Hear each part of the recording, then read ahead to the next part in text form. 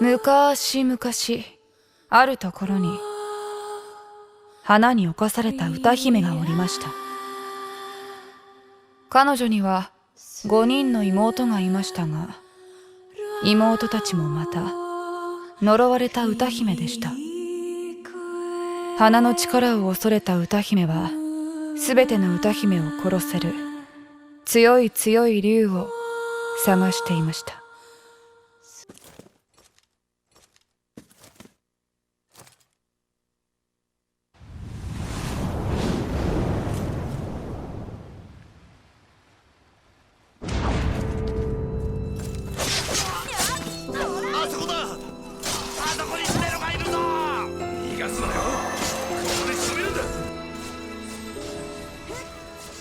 私は海の国に逃げ延びた逃亡者であると同時に花の化身を追う追跡者でもあった。忌むべき花の化身として私から分離した妹たちをどこまでも追いかけ殺さなくてはいけない。残された時間はあまりなかった。しかしカエルラ様の命令では。知るか。やられんくらいならカエルラ様に服従してる方がマシだ。ちゃんと前を見るんだ。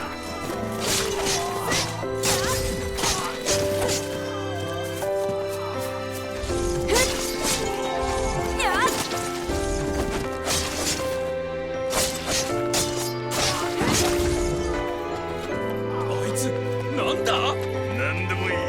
早く始末しろ。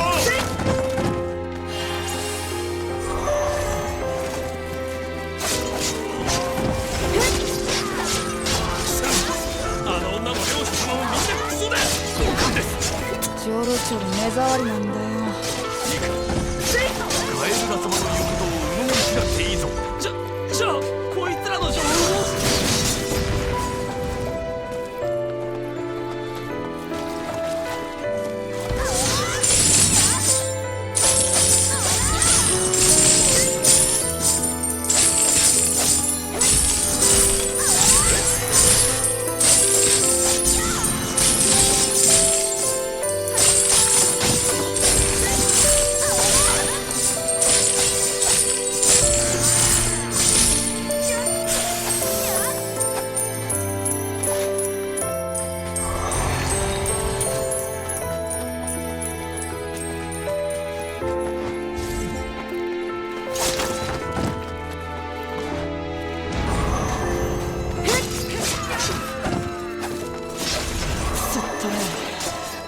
こいつもゴミみたいな顔しやがって。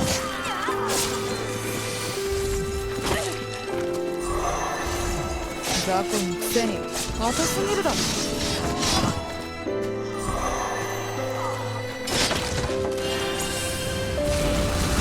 俺はドラゴン。気持ちよく飛んでおる。下から指で追いかけられるとは。我が名はミカエル。そんなに殺し合いが楽しければ俺もいや我も一緒に遊んでやろうぞ。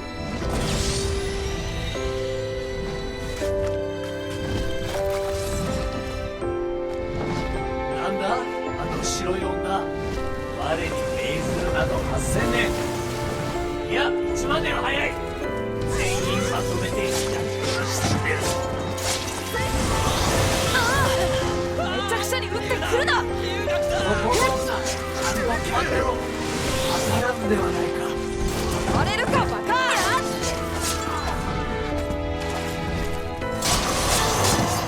逃げろ。我々には竜への対抗手段がありません。竜は女の味方をするのか。あの女まさか竜使い。まさか竜が人に従うなどありえぬ。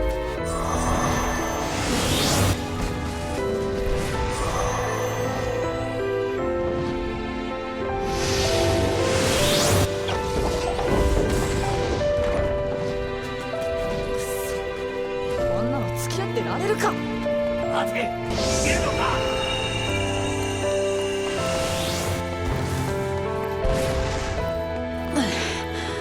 なんてやつだ。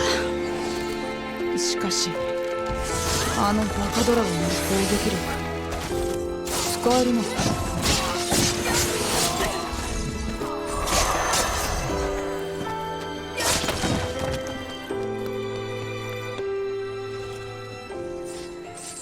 私には時間がなかった。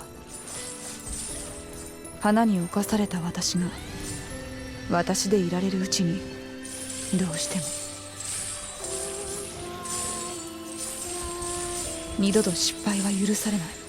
妹たちを殺した後は今度こそ私の花を完全に破壊するのだ。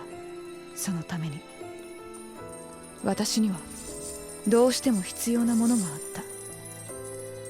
それが最強の竜。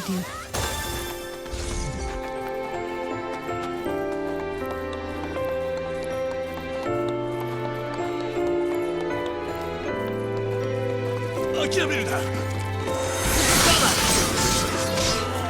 何のために戦ってるんだ。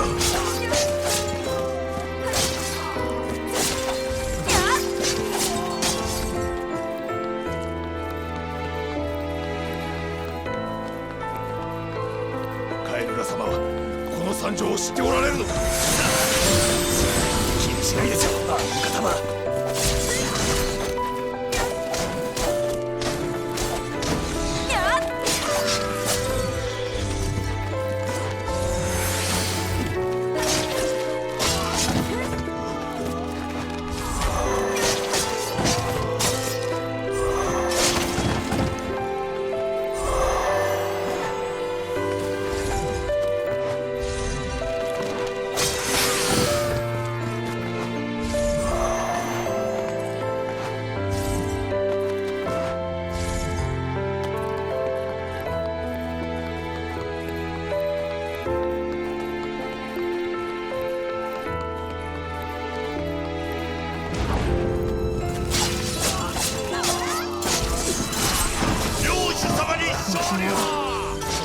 またあのバカドラゴンを活用させてもらおうかな。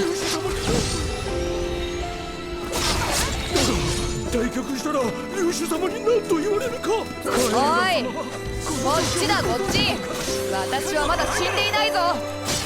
偉大なる竜種の頂点に立つミカエルに対する挑発と許せ我が紅蓮の炎で大人に変えてくれるわ。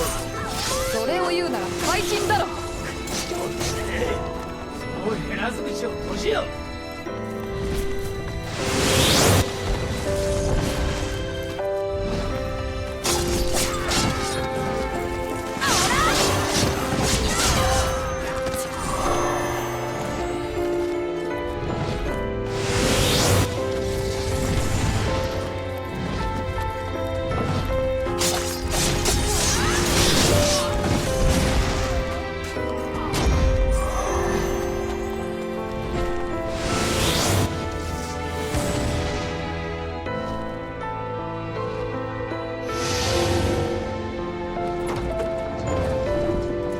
人間風情が調子に乗るよって。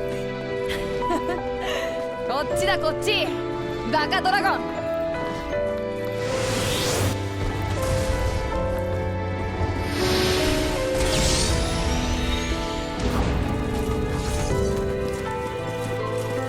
今度は我が強靭なる爪で技を抱き裂いてやる。これ以上やってみろ。ありません。分かってる。だがカエルラ様からの指令は。さあ聞くぞ、戦え。俺たちだってやればできるんだ。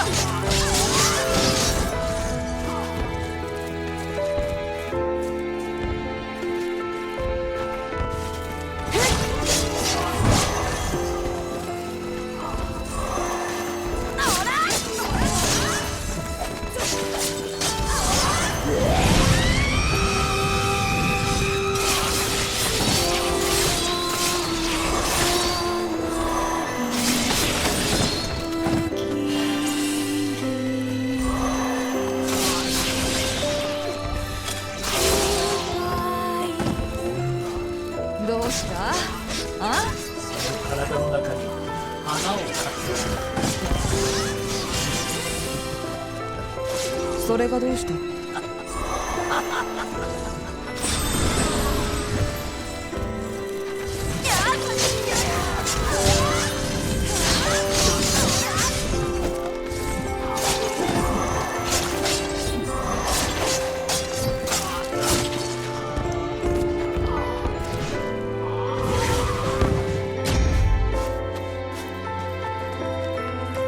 生き残ったか。やるならやってやる。来い。いや、貴様には話がある。最強と呼ぶには程遠いバカドラゴン。それがミカエルとの最初の出会いだった。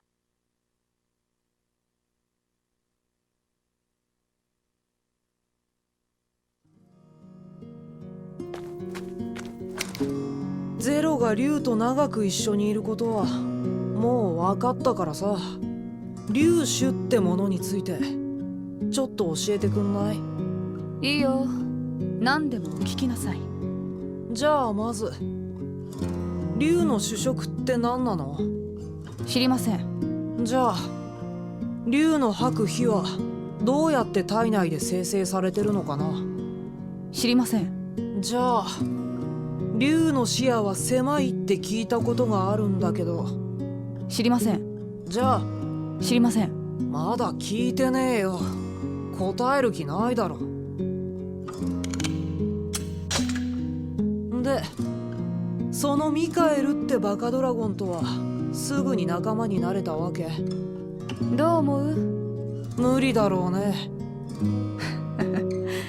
大当たり。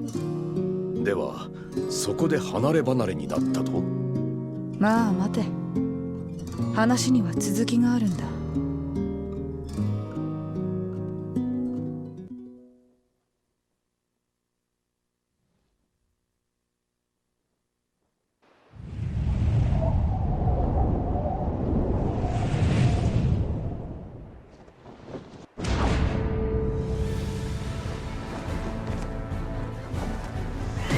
その女と出会ったのは偶然だった。いや、今考えそれは必然だったかもしれない。花の呪いに囚われし私は竜と花の因縁をおい、バカドラゴン。邪魔をするでない。今から我の重厚な語り口で。そんなことはどうでもいい。私をどこに連れて行こうと言うんだ。愚かしい夢、貴様の醜悪なる口から紡ぎ出される。まずそのクソみたいに長ったらしい喋り方を直した方がいいんじゃない？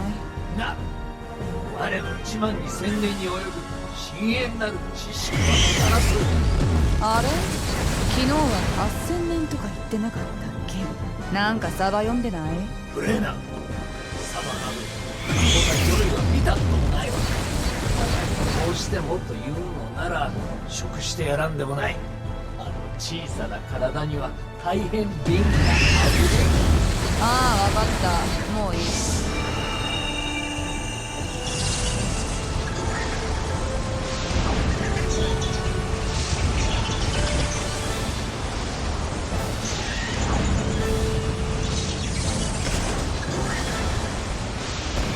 このクソみたいな手触りの箱全部叩き落として突破するぞ。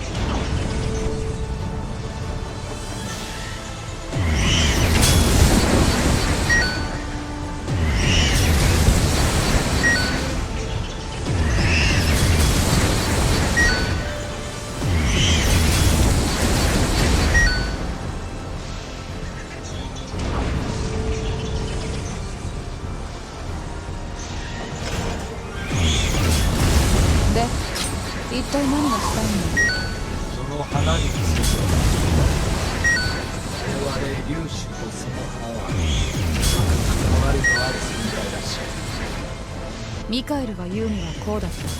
古代より竜は花の天敵だった。竜種こそが花を壊すことのできる唯一の種族だからだ。花を宿した私と出会い、何か思うところがあったらしい。ミカエルは必然や宿命といった言葉を使いたがったが、無視して話を進めた。私はミカエルに手伝いを頼んだ。花の化身である私の妹たちを一緒に殺し、最終的には私の花も破壊してくれと。ミカエルは随分長い間黙っていた。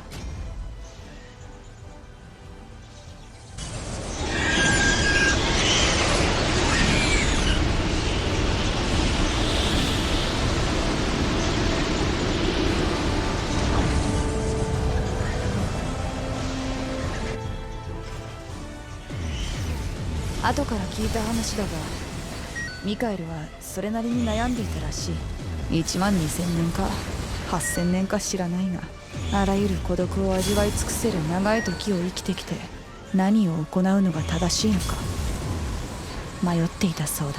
やがてミカエルは分かったと小さくつぶやいた。こうして私たちの関係は始まったのだ。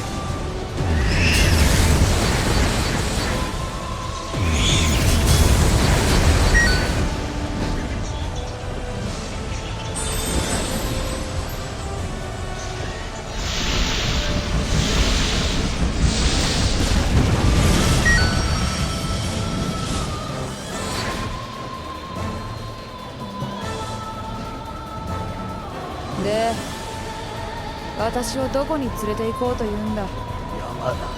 どこの山だ。確かベルンシャ。いや、ベルンシああ、聞こえないんだけど。ャ。名前などどうでもよい。とにかく神聖なる山に行くのだ。忘れたんだな。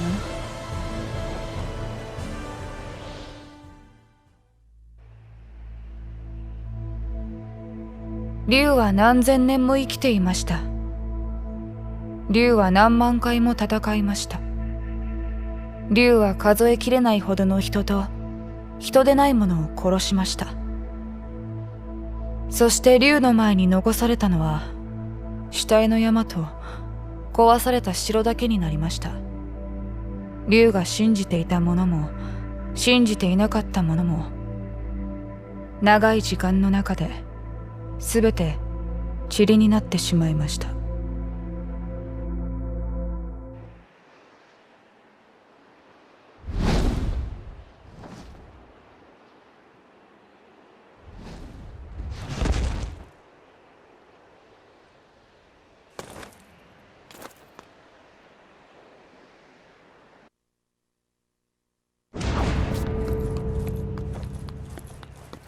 こんなところに連れてきて一体何をしようってんだか。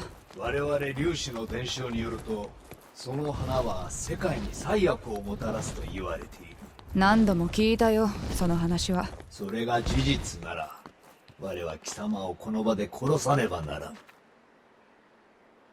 で、だが我はその話に疑問を持っておる。老人たちの昔話を鵜呑みにするようでは、まるで愚劣で下等な人間と同じではないか。何が言いたいのかわからないんだけど、要約してもらえるかな。貴様の力を試してやろはあ？う。この山は忌むべき魔物が住みし山。それらを倒すほどの力があれば、花の呪いを抑えることもできるであろう。我の試練を乗り越えることができれば生かしておいてやる。努力することだな。いや、待てこら、おい！なんだその取ってつけたような理由は。こんなクソ面倒なところに置いてくな、バカドラゴン！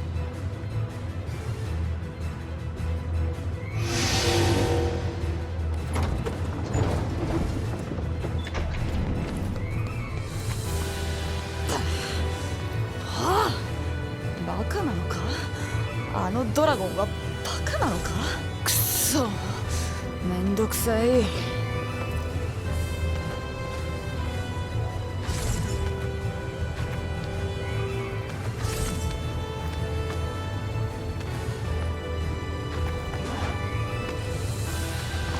ミカエルはちょっと変わったドラゴンだった。本来粒子は知的で威厳があり、人と関わることを嫌う。しかしミカエルは偉そうに振る舞いながらもどこか抜けたところがあり、その上人に対して興味があるようでもあった。私はそうしたミカエルのお人よしとも言うべき性格を利用し、自らの目的を果たそうとしていた。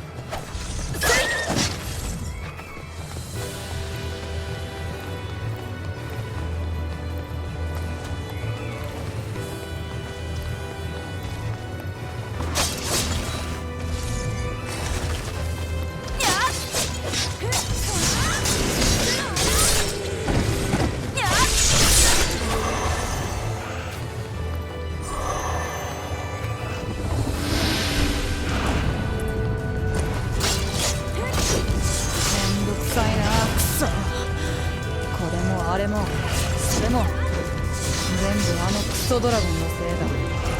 ここ降りてぶっ飛ばしてやる。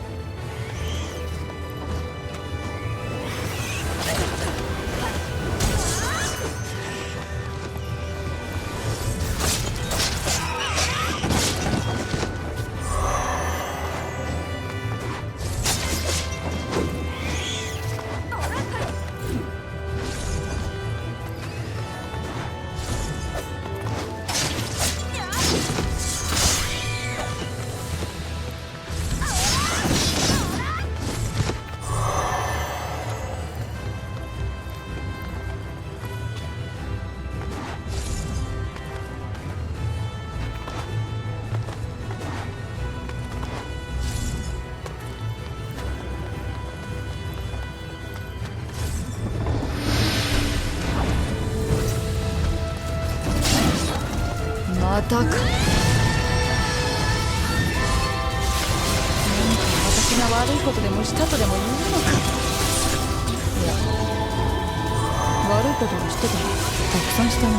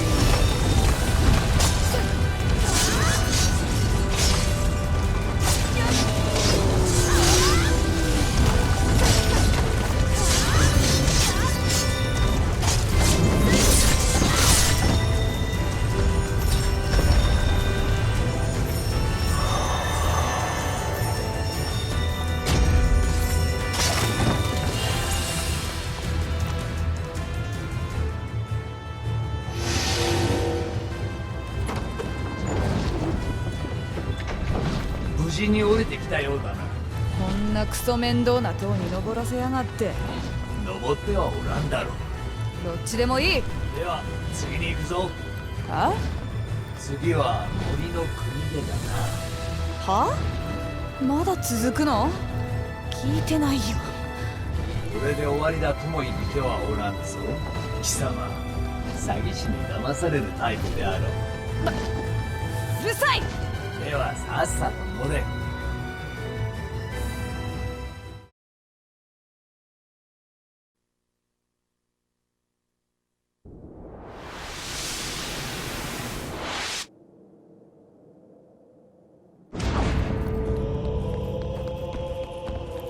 散々連れ回しやがって。こんな薄暗いところに来て何か意味があるのか？なんだ、恐ろしいのか。歌姫ともあろうのが。ふざけんな。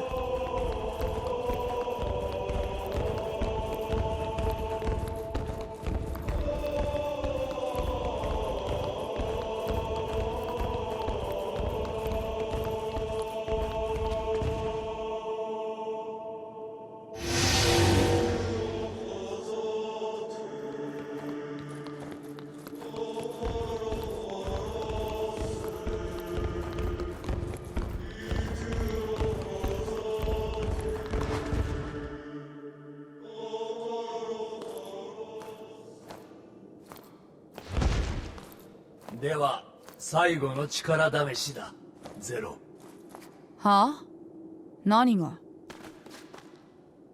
我を倒し貴様の力を見せてみよう。さすれば貴様の願い通り、この最強の竜であるミカエルが友となって、花がもたらすいかなる困難をも共に乗り越えてみせようぞ。なんだよその暑苦しい話は。だいたい友達になってくれなんて頼んでない。マイル。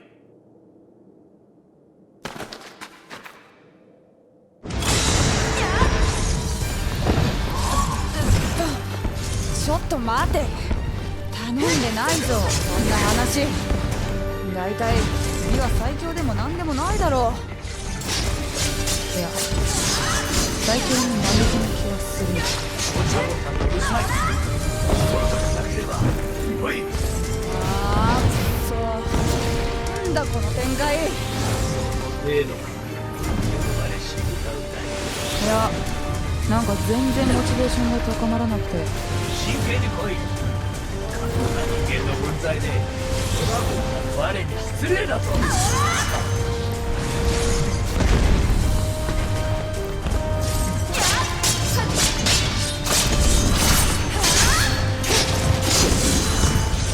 いつの間にか私はミカエルとの会話を楽しんでいた。人は一人では生きていけないという話をよく聞くが、ミカエルによると竜もまたそうらしい。一匹でいるのは死んでいるのも同然だと何かのついでに語っていた。一匹でいることに孤独を感じる竜がいるなんて信じがたいが、少なくともミカエルはそうだった。あいつはバカで正直だったから、私にもそうであってほしいと願っているのがよく伝わってきた。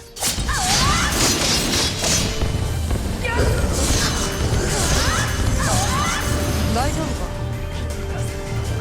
マイカ、今から貴様は5人の妹たちを殺すのであろう。何かでして何とする？それはそうなんだけど、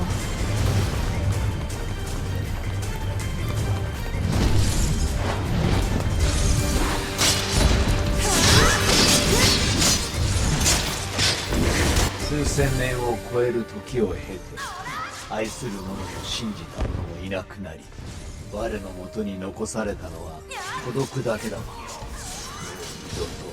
二度と人と関わるまいと思っていたのに、なぜゼロに関わろうと思ったのか自分でもよくわからない。も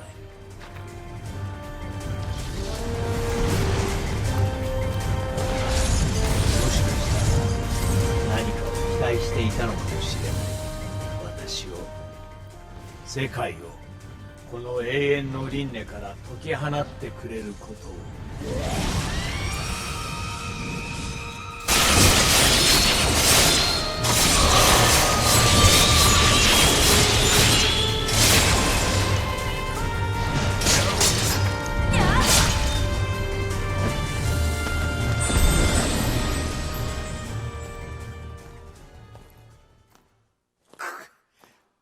なかなかやるではないか。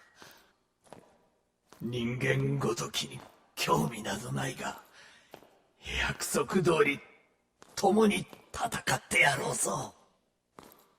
これもまた一個。それを言うなら一興だ、ミカエル。それがミカエルさんとの出会いだったんですね。ああ、というか、いつ家に入ったんだお前たち。まあそれはいいじゃないですか。で、例の最悪の分岐とやらはどうやったら回避できるんだ？それはまだ分かっていないんです。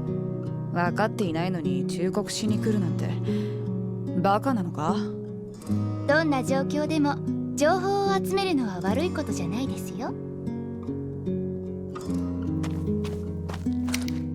そうやってあまり竜に感情移入すると後が辛いですよ。大きなお世話だ。そもそも感情移入なんてしてない。でもあなたの観察記録にはミカエルとの接触後に笑顔が増えたとありますが、そんな細かいことまで覚えてない。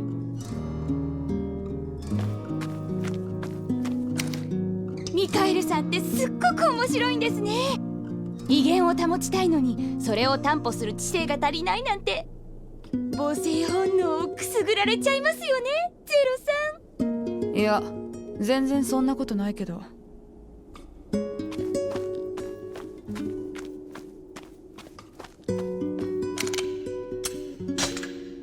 お前たちの話に乗るわけじゃないが、この花の蹴りは自分でつける。でももし花の破壊にあなたが失敗したら、残念ながら私たちは得意点であるあなたを殺して分岐を封鎖します。失敗なんかしない。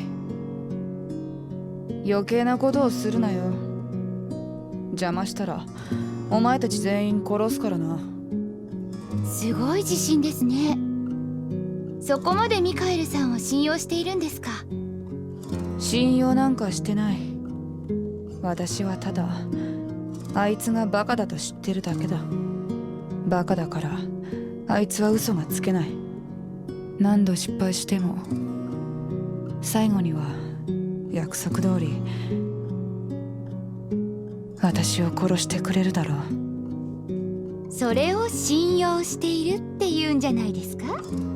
うるさいな。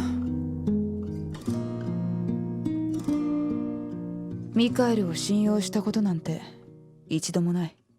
竜のくせに言い間違いをよくするようなバカを誰が信用するものか。ふざけてばっかりだったな。私たちは本当に楽しかった。だけどたまにミカエルは不思議な表情をしていた。楽しそうな、寂しそうな。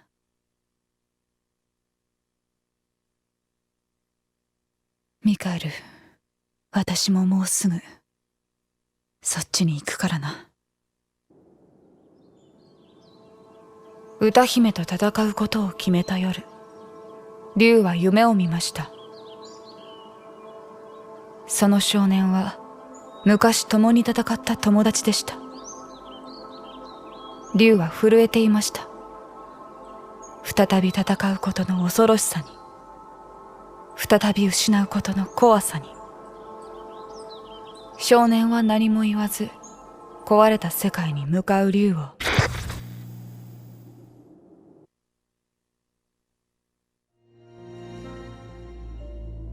昔々あるところに美しい歌姫の5人姉妹がおりました。それぞれの歌姫たちには使徒と呼ばれる奴隷がいましたが、一人だけ使徒を持たない歌姫がいました。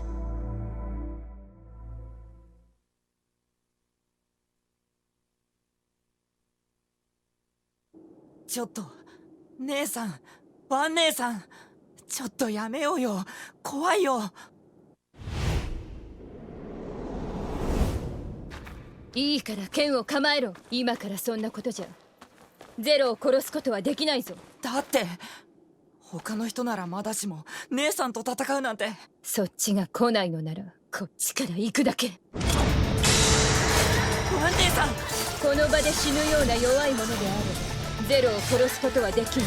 死ぬ気でかかってこい。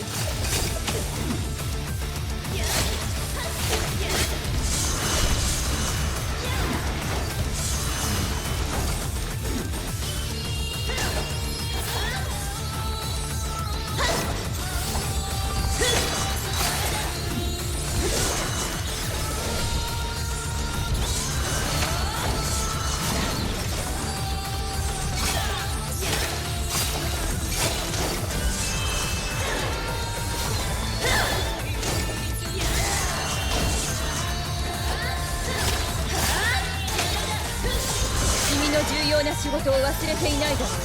私がゼロとの戦いに敗れるようなことがあればその子でゼロの命を奪う。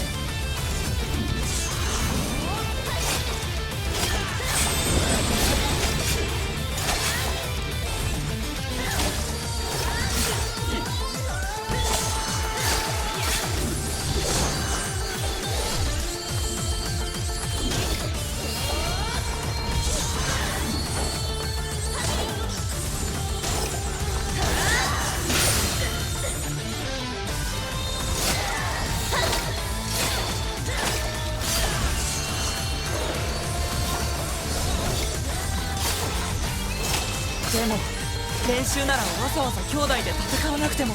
ゼロを普通の兵士と一緒にするな。あいつは化け物だ。ゼロと同じ力を持つ。私のような歌うたいだけがゼロの代わりになり得るんだ。それは。目をそらすな。ゼロだから首を切り落とされているぞ。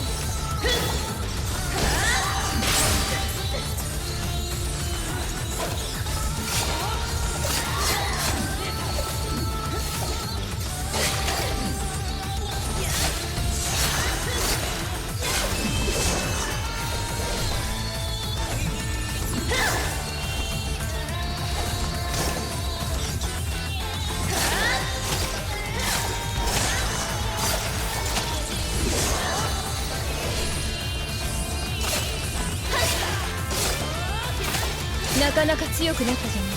この3ヶ月間死ぬ気で頑張ったからね。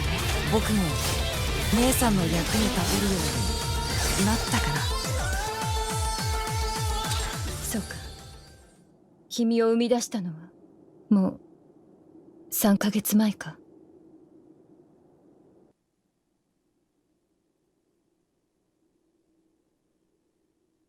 歌うたいは呪われた存在だ。それを知ったのはまだこの国があれ。歌うたいには死となる存在が必要だ。歌の力を高めるための補佐であると同時に、歌うたいの欲望を鎮める役割も果たしている。性欲、名誉欲、猟奇趣味、恋愛対象、欲望の形はそれぞれだが、私自身が何を求めているのかは測りかねていた。うまく言えないが、私は寂しかったような気がする。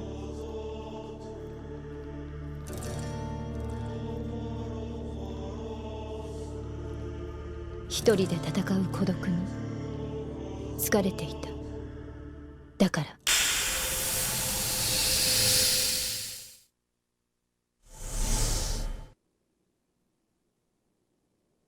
君は誰？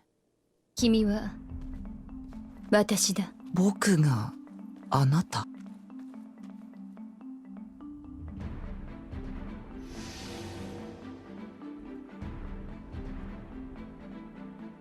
行くぞ。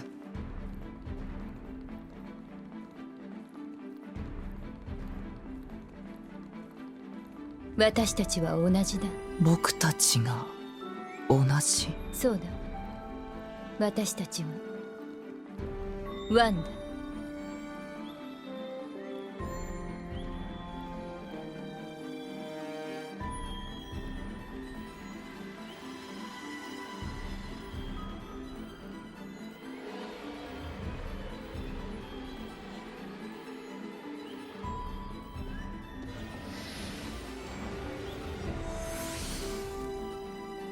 あそこだ！捕まえろ！聖堂に侵入するとはなんたる不届き者。死とは戦いの道具だ。しかし私は他人を武器として使うことには抵抗があった。だから私は私の分身を作ったのだ。相手が自分の複製であればどんな目に遭おうと、私の分身は私を許すしかない。なぜならそれは自分自身なのだから。聖堂の魔力を用いれば分身に使徒と同様の力を持たせることなど造さなかった。領主たちと戦うには十分すぎるほどの力だ。こうして私は頼れる分身を得た。自分自身を許すための手段を得た。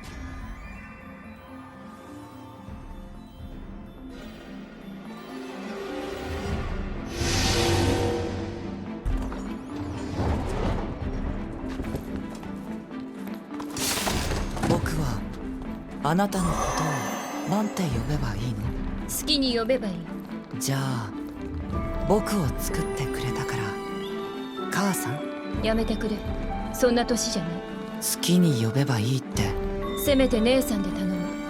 分かったよ、ワン姉さん。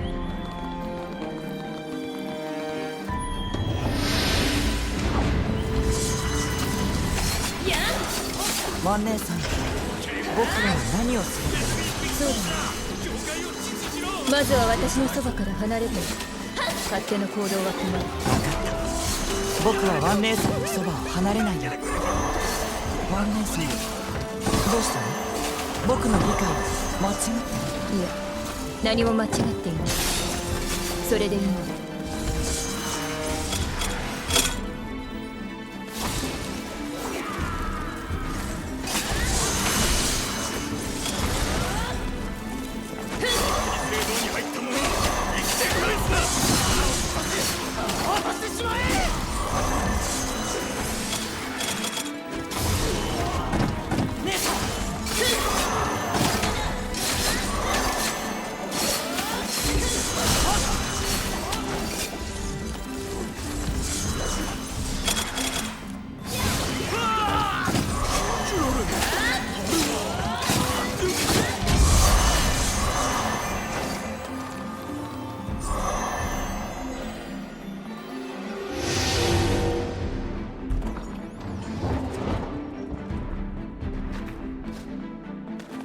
それでワン姉さん、僕は具体的に何から手伝えばいい？まずこの地を治めて悪い領主を倒す。悪い領主を倒したらどうなるの？領主の圧政に苦しめられていた人たちは救われる。救われたらどうなるの？私たちの生きる理由が見つかるよ。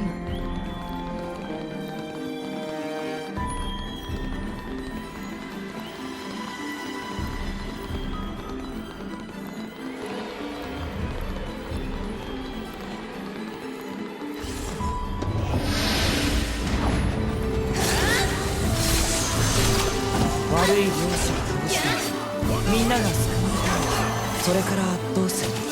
この国の女王様になるの？いや、そんなものにはならない。私に残された務めを果たすだけ。ワン姉さんが務まってゼロ。殺すこと。ゼロ？それは誰？私のそばにいればそのうち嫌でも分かるから君は私の影となって支えてくれ。分かった。ワン姉さんの影になれて僕嬉しいよ。最後までそう思っていてくれた。私も嬉しい。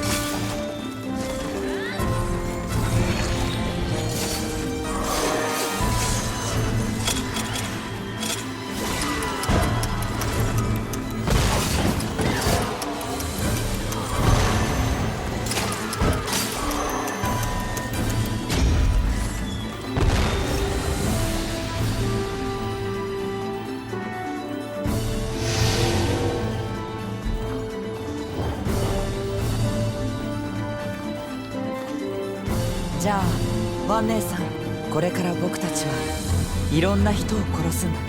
あ、嫌か。姉さんと一緒なら平気。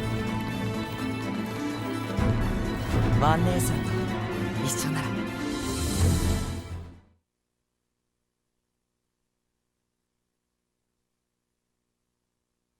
人を殺めることが罪ならば誰かを救うための戦いもまた罪なのだろうか。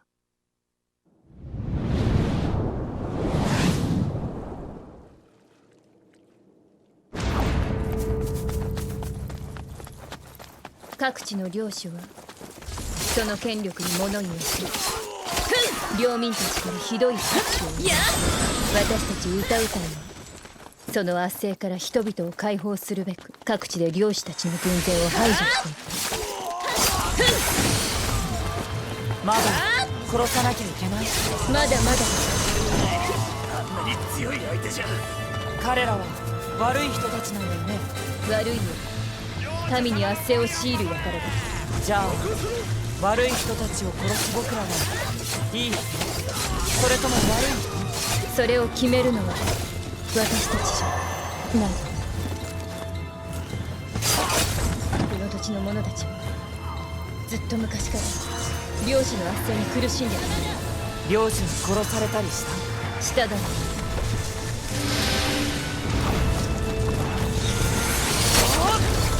よし、もう少しだ。このまま敵を全滅させよう。そうとも私たちが勝てば勝つだけより良い世界に近づく。ワン姉さんの理想の世界って争いのない世界で誕生だ。争いのない平和すその通り学習したんだ。でもまだわからないことになんだ。世界を平和にするために戦う必要がある。他に方法があったら教えてくれ。私は神様だ。何もかも知っているわけじゃない。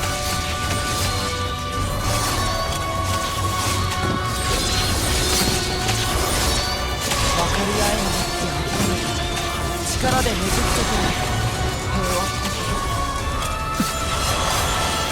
ごめん、僕ワン姉さんを困らせるつもりじゃごめんなさい。いや、いいんだ。君の言う通り私の理想は矛盾している。だがちゃんと帳尻は合わせるつもりだ。常人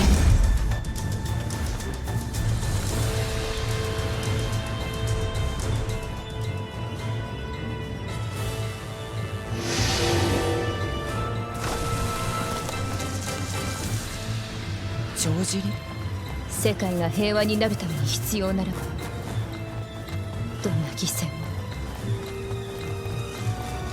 いや、なんでもない。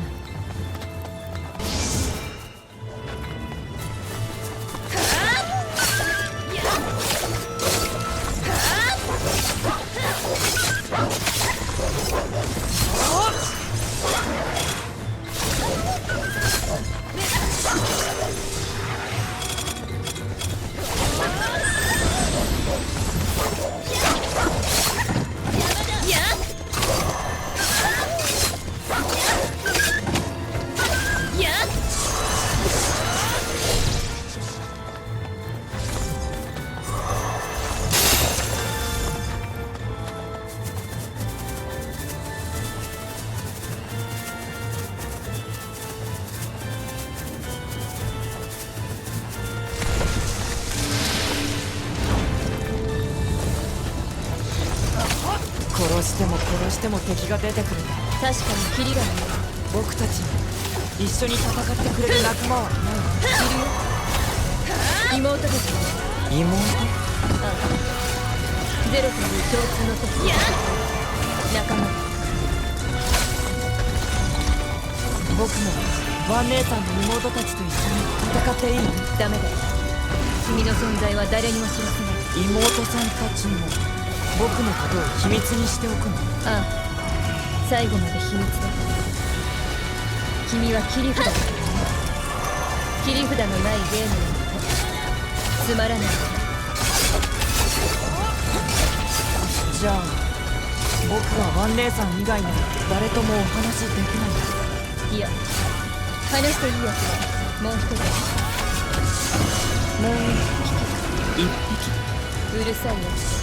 覚悟してこの先で私たちを待って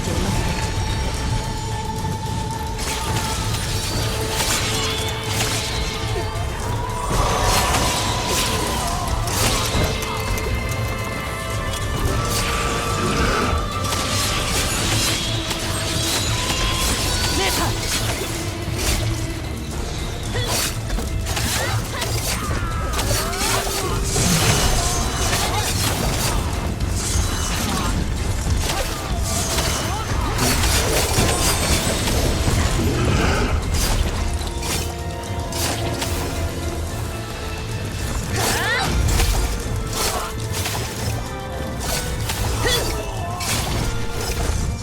何やってるの？待ってるのよ。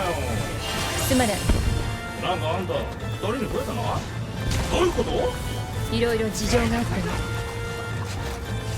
行くぞ。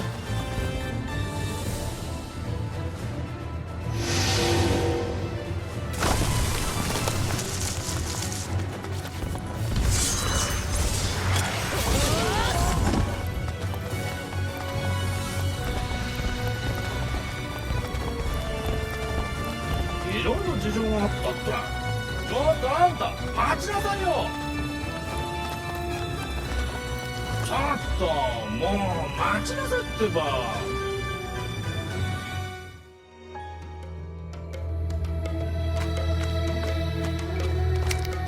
ちょっと野暮用があるからなんて出てった上に迎えにまで来させたあげくまさか姉妹になって戻ってくるなんて。姉妹じゃない。兄弟だ。え？こいつは男だよ。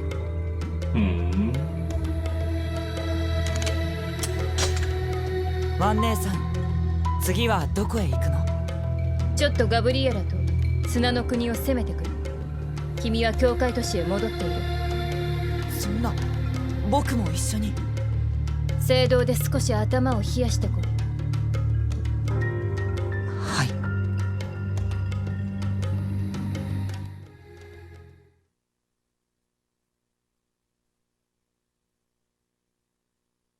ガブリエラと合流した私は魔物がいるという砂の国へと向かった。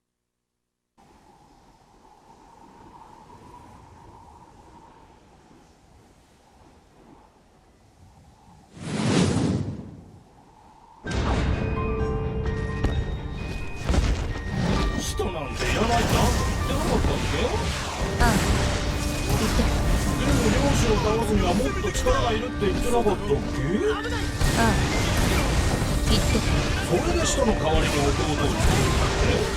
ああ、わかんないな、あんたの仕事は。いいから黙って戦え。気が散る。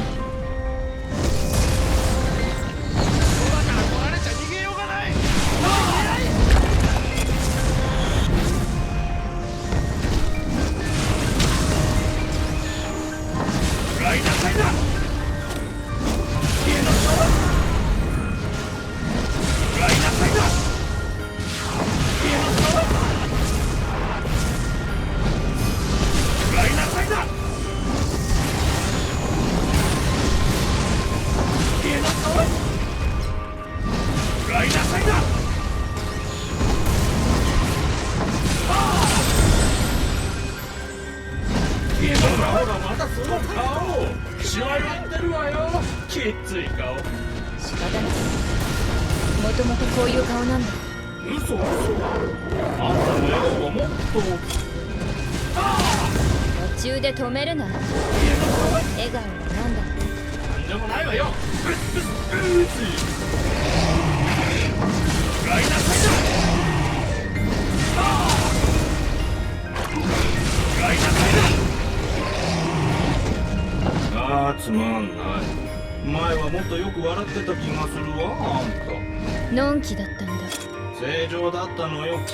今だってあんたの猫は正常なのよ。ライナーサイダー。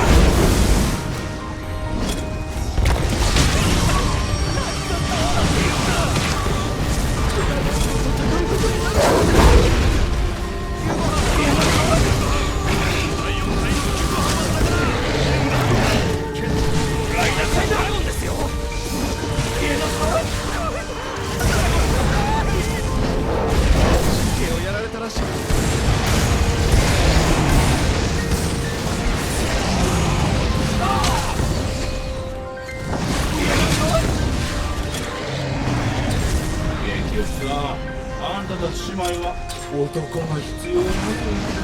どうとでも思うがね。強がっていても結局は子供だった時の歌うたいだって歌うたいだからこそ生身の人間以上にいつも精神的支柱が必要なのね。そうだな。私たちはみんな弱い。ちょっとそこは反応するところでしょ。急に弱いわけじゃないわよ。調子狂うじゃない。あんたなんて弟とドラゴン2人も食べらせていい身分よ。でもガブリエラは私のパートナーじゃないか。そうガブリエラは私の友達だ。マジ？いや別に好きを望んでないし。あと2人も食べらせてって言ってたけど、1人といちいち細かいのよ。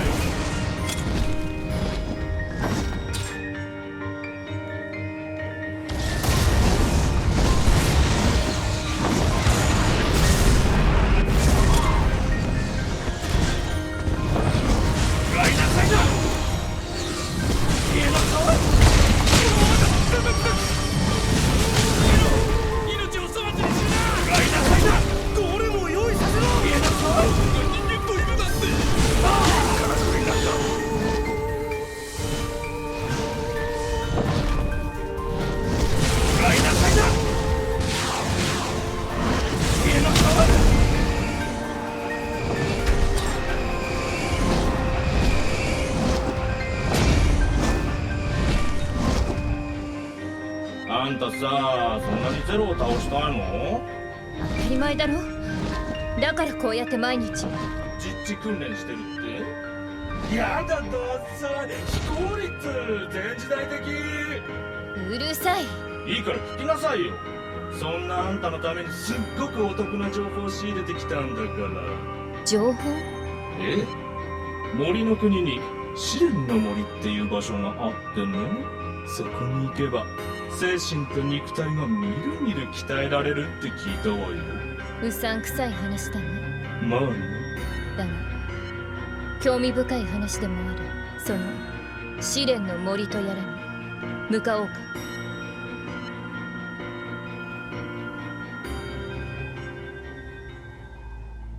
使徒を持たない歌姫は自らの分身としてあばら骨から弟を作り出しました。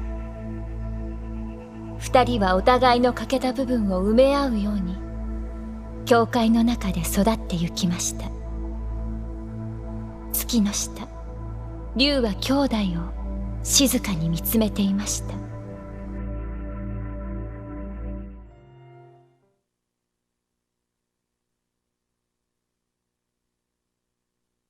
私たちは私たちが望んでいることを本当に知っているのだろうか。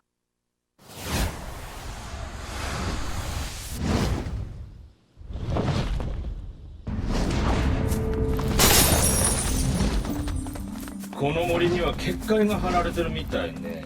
かもちゃったし。仕方ない。ガブリエラはここで待っててくれ。何？ちょっとあなただって2人だけで行き？心配しなくていいよガブリエラ。僕がワン姉さんを守る。心配してねえし、あんたのこと特にしてねえし。とにかく行けるところまで行ってみろ。気をつけなさいよ。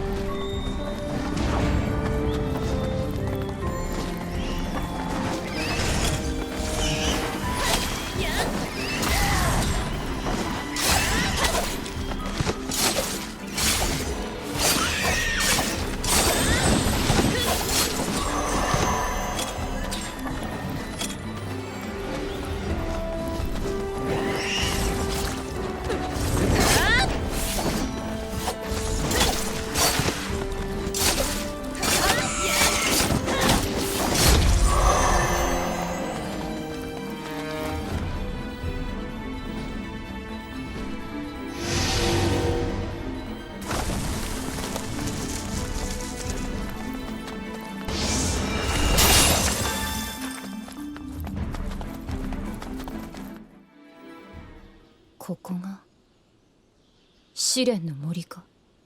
特に変わった感じはしないけど。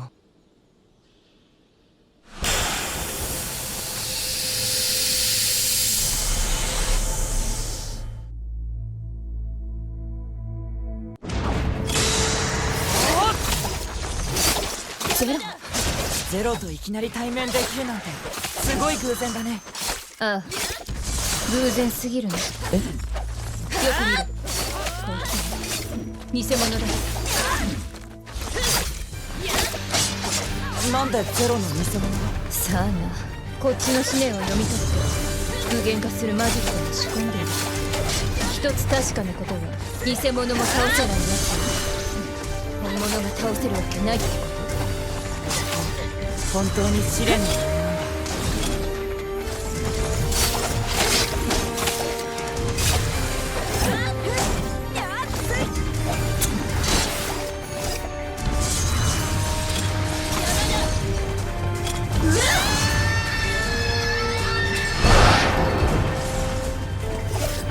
いくらなんでも多すぎない？ああ、ゼロの動揺する。あんまり出てきすぎてもありがたみないな。怖くもなってきた。ゼロへの恐怖心がなくなったのはいいことだ。一気に行くぞ。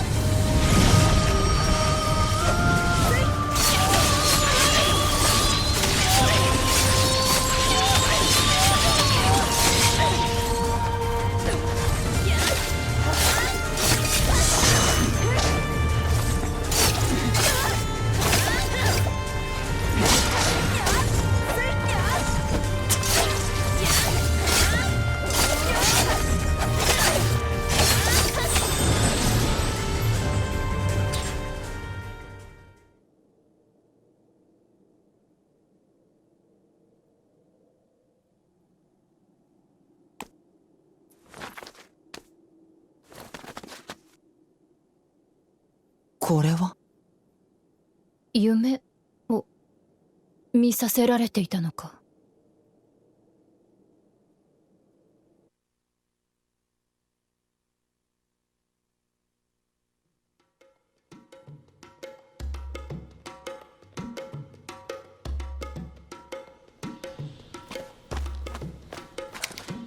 結局試練の森は魔術師が作った幻覚を見せる森だったってことかしら。ああ、でもそんな魔術師は見当たらなかったんでしょ。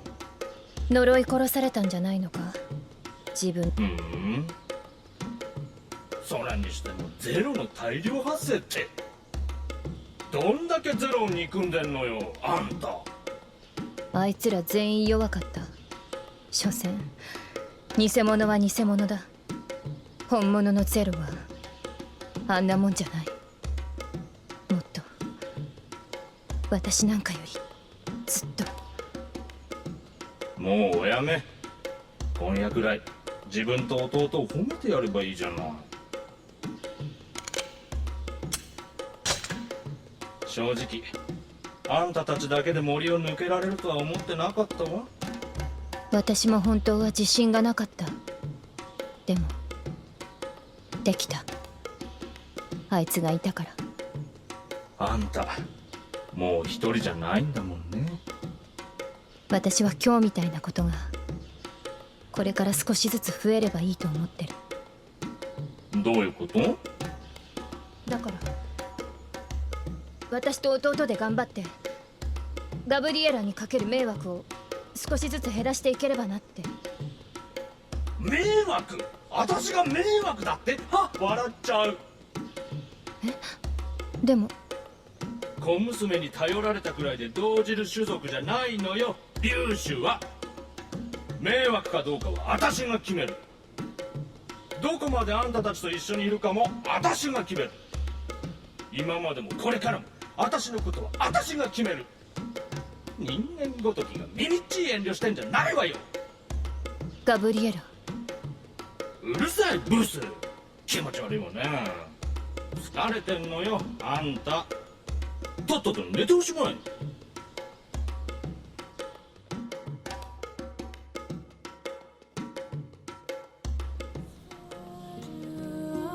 戦いの後疲れ切って眠った兄弟。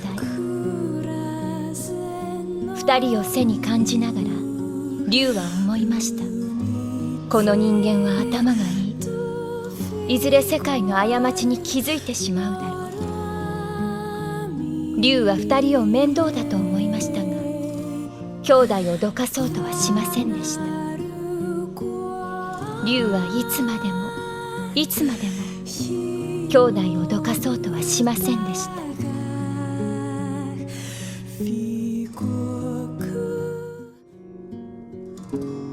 昔々あるところに美しい歌姫と青年がおりました。歌姫は優しく朗らかな少女でした。青年は頭があまりよくありませんでしたが歌姫を愛していました。これはそんな二人の物語。愛し合う二人の物語。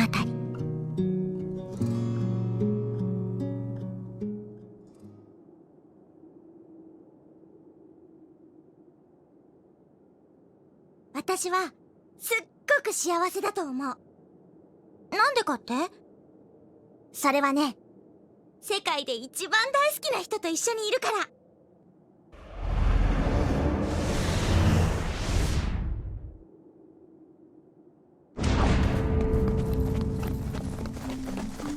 よし、今日もバンバン働くぞ。はい、トゥー様。もうトゥー様っていうの禁止。二人の時はトゥーでいいよ。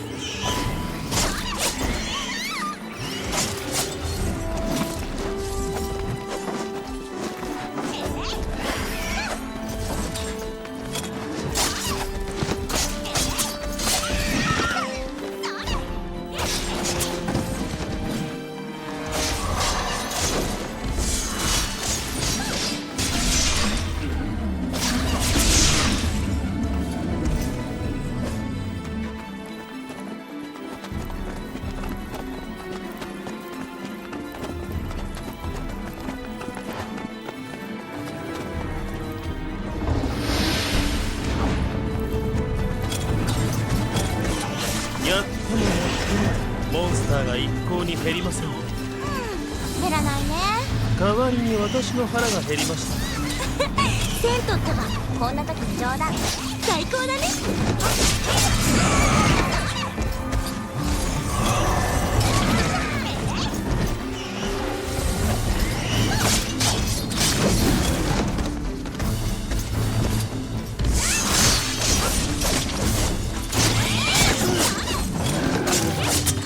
黒い漁師がいなくなれば今度はモンスターがはびこる。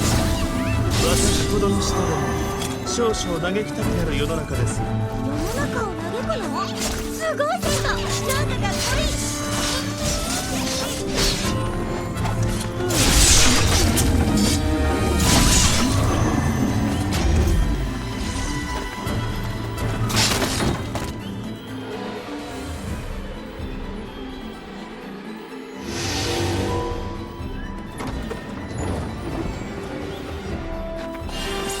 トゥー様、お疲れではございませんか。私？全然平気。ワン姉ちゃんのためだもん。そうでしたね。ワン様の統治は私たちの望む未来。ただ私はトゥー様、いえトゥーのために戦っておりますけれども。やめてよ、銭湯ってば。嬉しくて泣いちゃうぞ。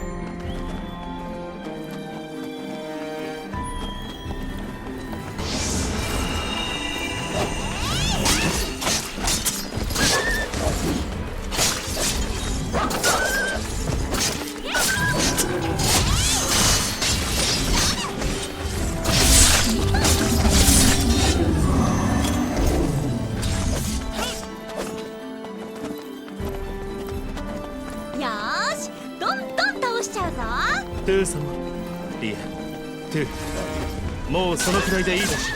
まだまだいけるよ。付き合っている者として彼女に無理をさせたくはありません。はい、やめる。だからもう一回して。もう一回言ってよ。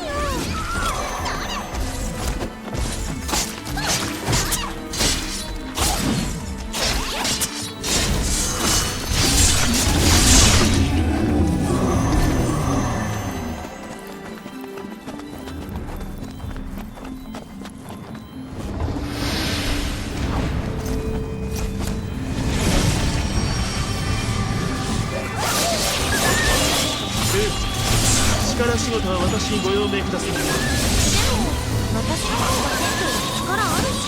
トゥーの余ったお力は今夜私が奪います。バカ。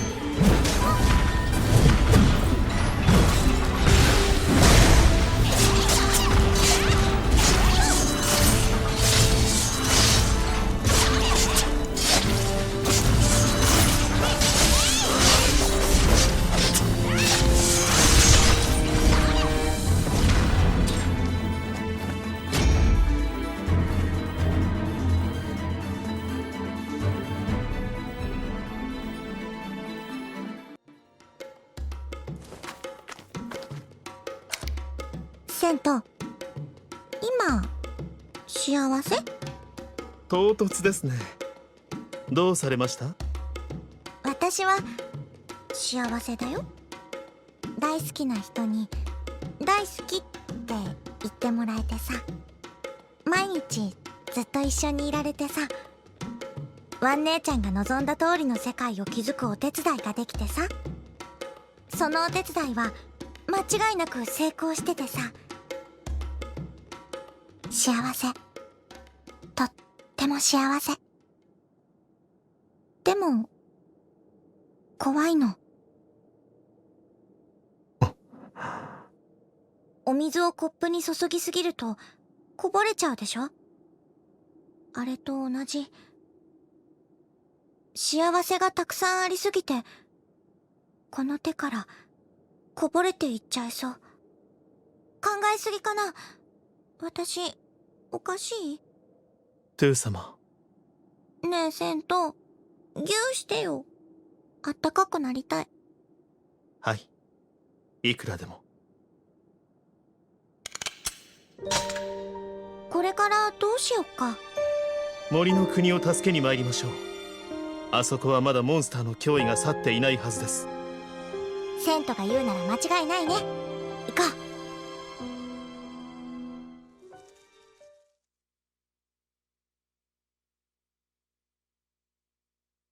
わかってる。幸せが永遠に続かないことなんてわかってる。だから今全力であの人のことを好きでいたいと思う。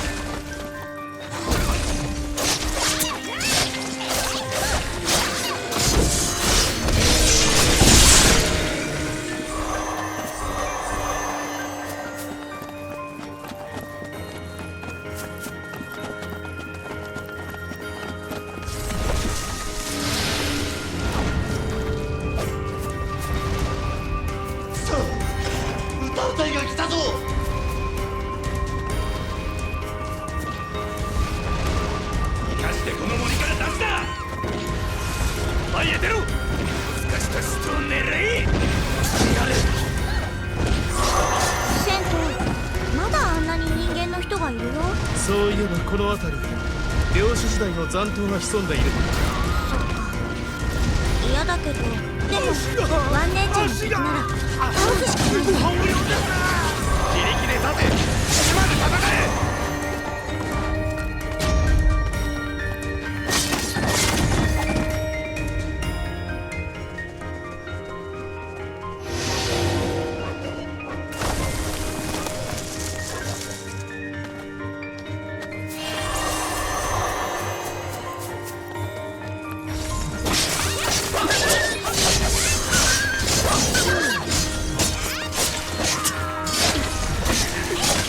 どうして俺たちが女の体のどこにあんな力が。相手は歌姫だ。油断するとやられるぞ。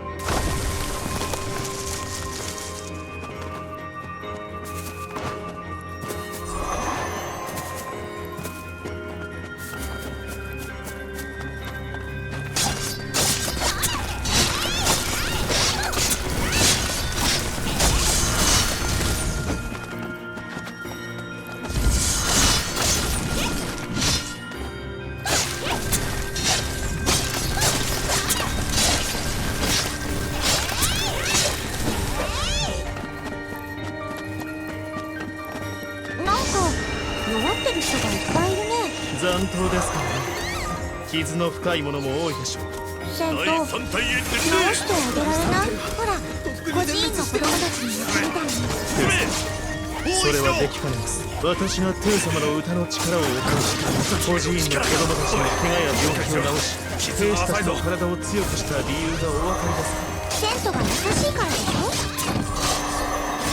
いいえ、私は自国に健やかで強き者が増えれば歌姫の守りが固くなると考え、この国の人民に歌姫の盾となれるものを作りました。私は優しくなどないのです。嘘、優しいの。セントが私の王子様だね。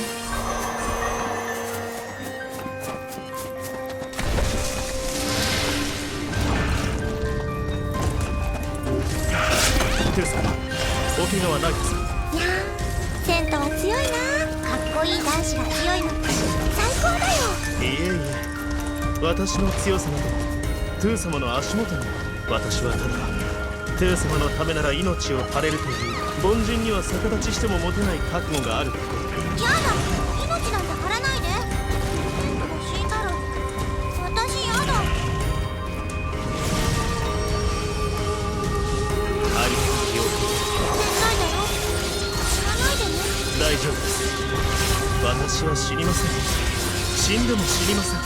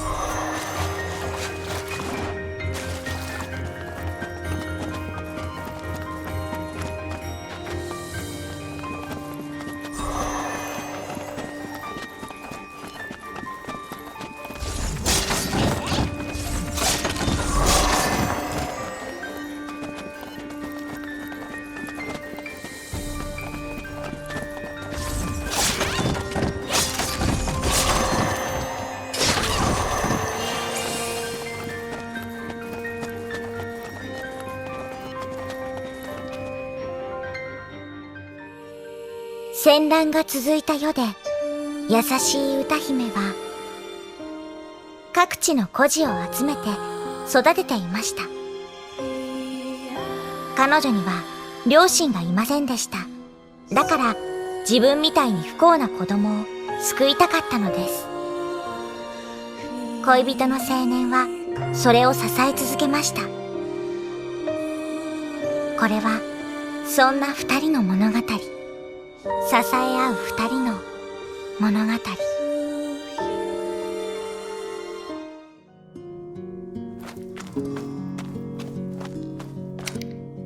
ちびちゃんたち、ちゃんと食べてるかな？孤児院の子供たちが心配ですか？うん、案外好き嫌いの多い子たちだから。それに私たちが旅に出たから今は教会都市に預かってもらってるでしょ。慣れない暮らしで疲れてないだろうか、ワン様の民に迷惑をかけていないだろうかとか。気になるな。私ほどの使徒が認める賢さを持つ子たちだ。きっと大丈夫ですよ。臨時孤児院となった教会地下の聖堂も居心地の良さそうな場所でしたし。そうだと信じたい。ただトゥー様に会えず寂しがっているのは確かでしょうね。私も寂しくなってきちゃったよ。泣いていい？どうぞ。私の胸はいつでも開いています。デカートから手紙が来ていました。教会として何か異変が起きたようです。何かって何？子供たちは無事なの？臨時孤児院は安全な地下の聖堂にありますし、教科兵士たちが護衛してますので大丈夫だとは思いますが。思うじゃダメだよ、セント。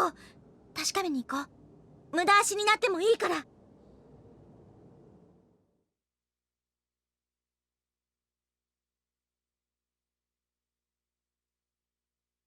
守らなければいけないものがたくさんある。けれど、守れるものには限りがある。そんな簡単なことすら、その時の私にはわからなかった。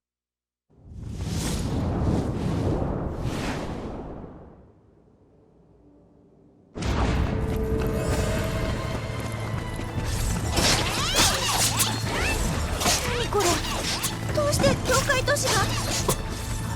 セント、答えてよ。わかりません。なぜだ。私の兵士たちはどこですか。護衛の兵士がいなくなったってことは、子供たちは。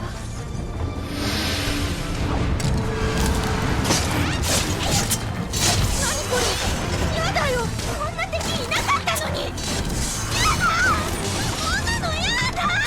テウス様、落ち着いてください。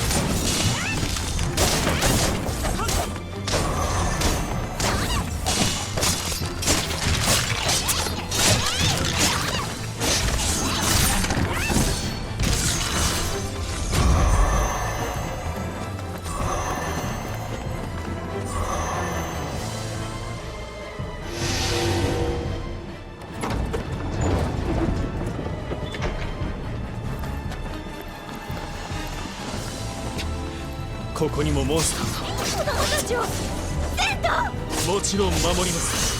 テウ様の子供守り抜きます。私。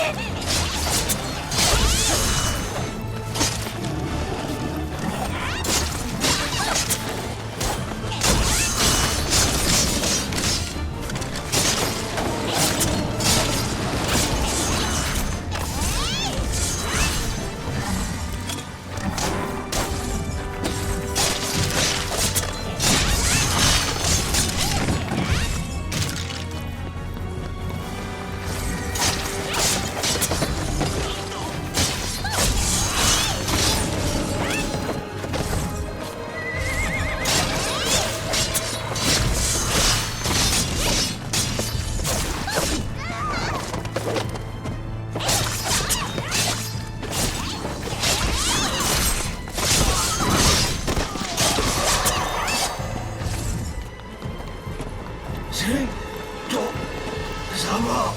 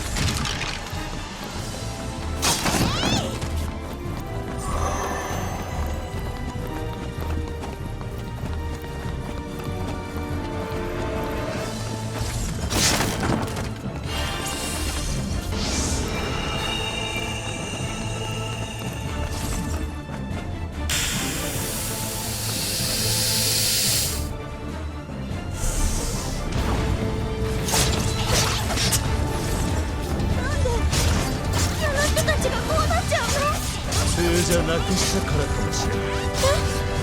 私が歌の力で彼らを強化したからかもしれない。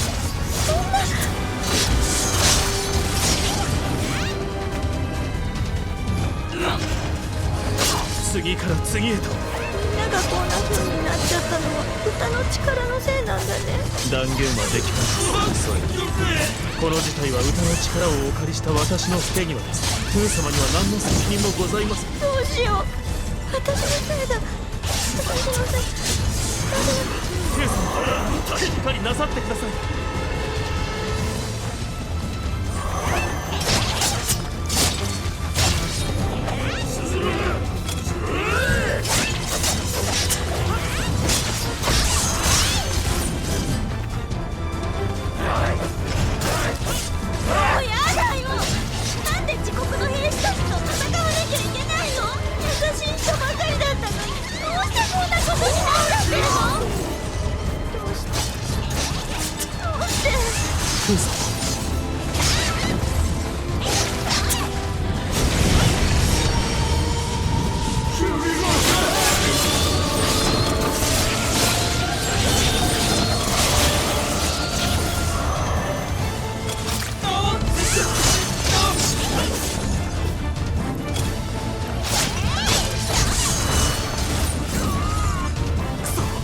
キリがない。あの人たちを殺すくらいなら殺される方が。トゥー、戦ってくれ。私を死なせたくないの。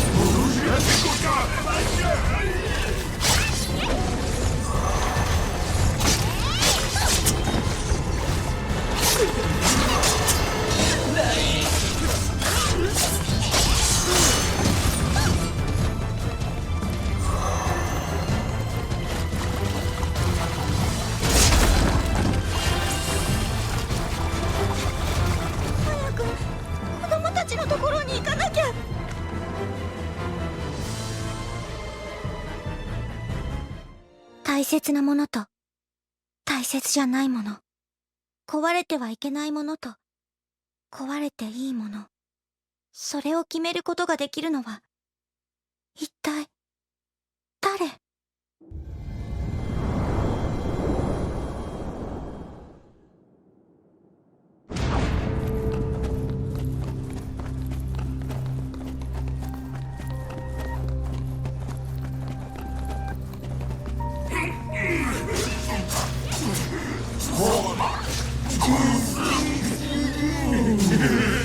そんな。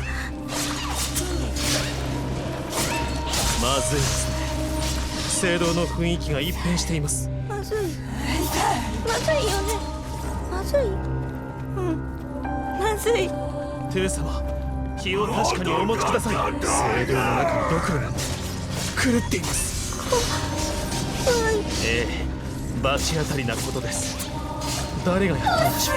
怖い。そうですね。先を急ぎましょう。子供。テス子供。私から離れないように。こんなはずじゃなかった。こんなはずじゃ。トゥー様。ねえ、子供たちは今日はだってみんなでピクニックに行くって。トゥー様。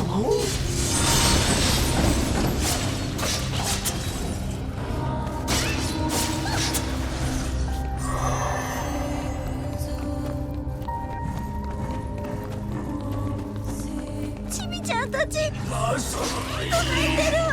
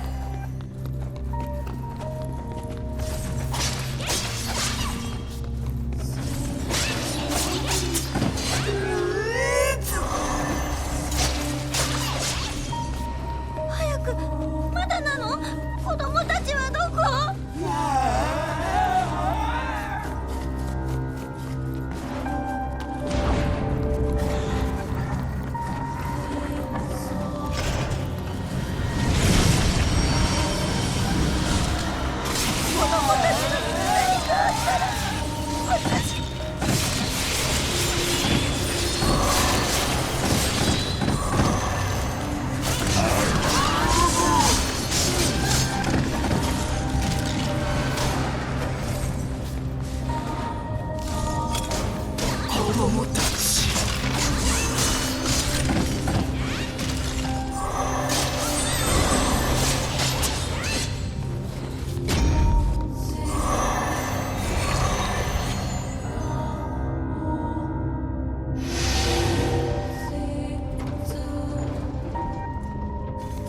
子供たち。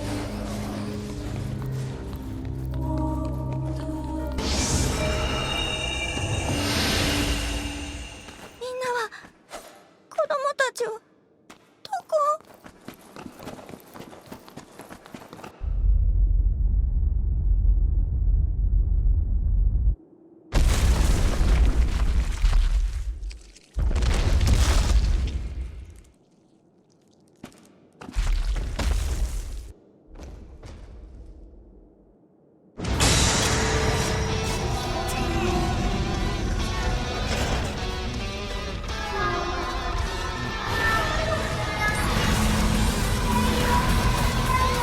まさかこれが子供たち。何これ？怖いよ、戦争！大丈夫です、トゥー様。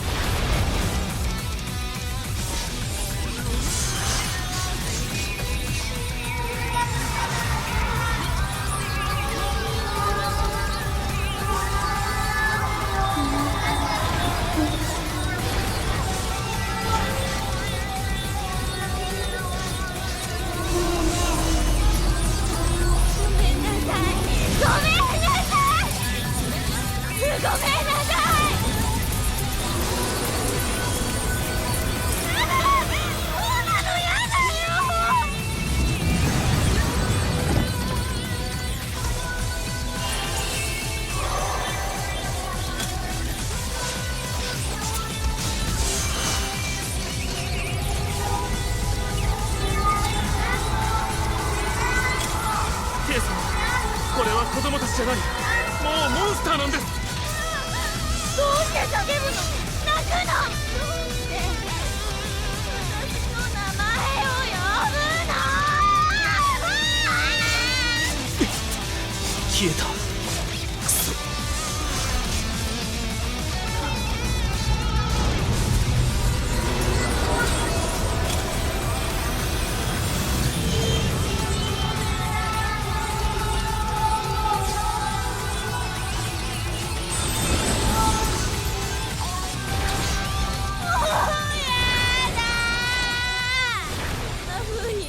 だったら最初から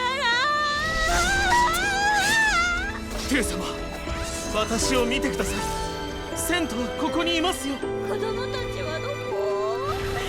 この場で子供たちのはずがない。そうだよね、セント。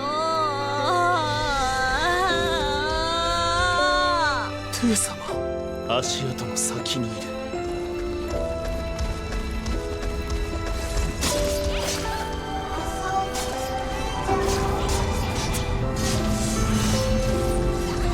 私が歌の力なんて持ってなければ。トゥー様が悪いんじゃない。使い方を誤った私がいけないのです。私たちはずっと一緒にいるんでしょう。私はあなたをこんなところで死なせたくはない。透明でも攻撃は当たるのか。私の力が。お気を確かに。ここは私が引き受けます。トゥー様は逃げて。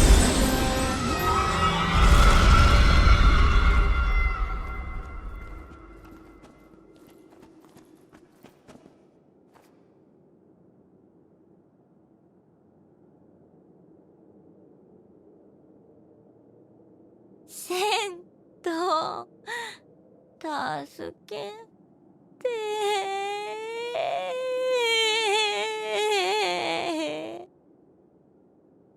トゥー様、あなたの心が壊れたその先に共に行かせていただきます。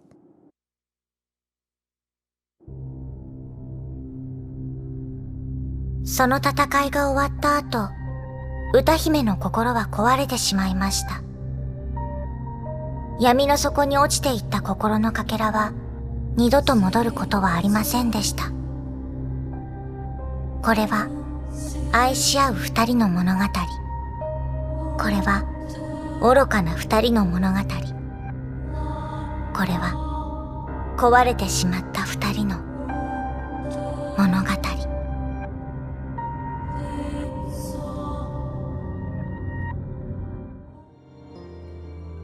昔々あるところに美しい歌姫と老人がおりました。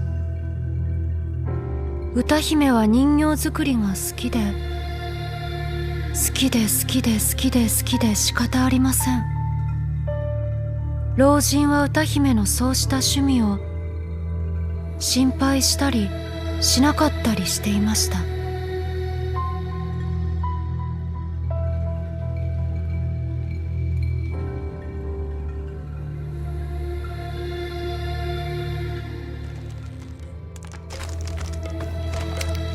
僕た珍しく下半身がしなびているようだけど、面白いから切り取って解剖してもいい？おお、ご容赦ください。それはさておきスリー様、何？今回はいかなる相手と交わるんですかな？ではなく一戦を交えるんですかな？ワン姉さんのために作った私の兵隊が追い倒してる。おうおう、各地で暴れる改造モンスターたちをスリー様自ら成敗いたす。実に英断でございます。ワン姉さんのためだから。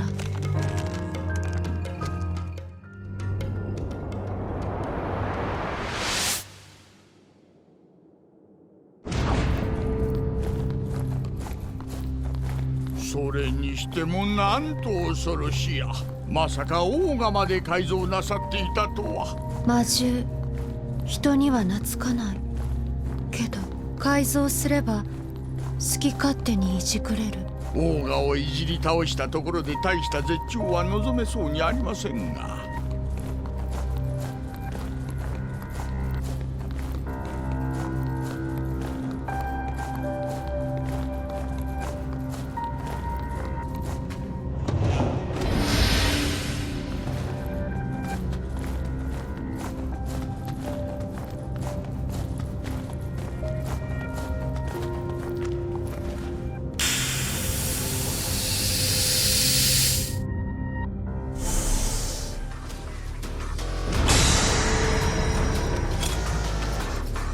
何ですかな？ラウンドワン。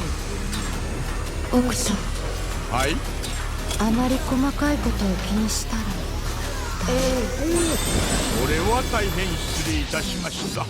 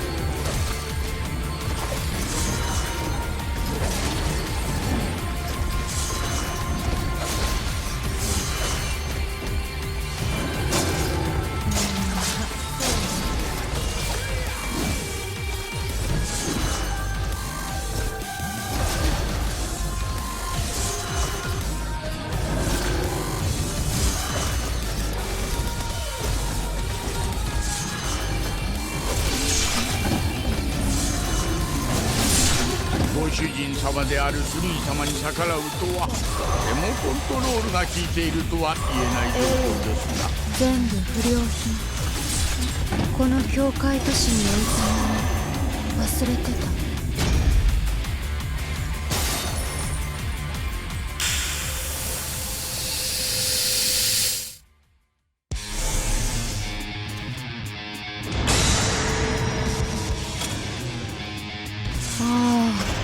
ゴとアルフォンソとカルロとエルモとオスカルか。はこの子たちの名前たくさん兄弟を作ってあげたかった。でもダメだった。失敗。脳から筋肉への運動指示がうまく伝わらなかった。きっと神経接続に余計なノイズが入って動きが遅くなったのだと思う。私の理想はいい兵隊を生み出すこと。強くて美しくて従順な兵隊を生み出すことだから失敗。スリー様はご自分の兵隊の話になると大変饒舌になられますが、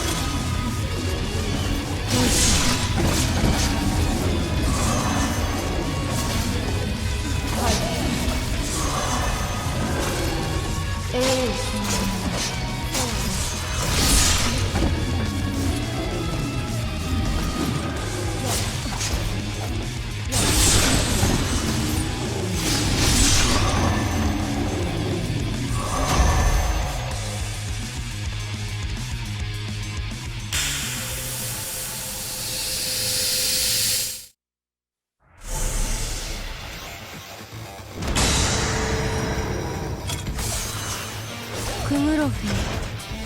あれはクグロフィン。これは先ほどと違い随分素早い。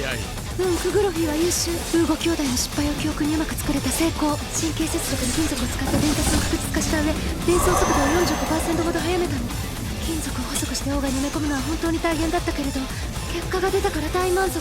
スリー様は本当に人形のことになると夢中でおしゃべりなさいますな。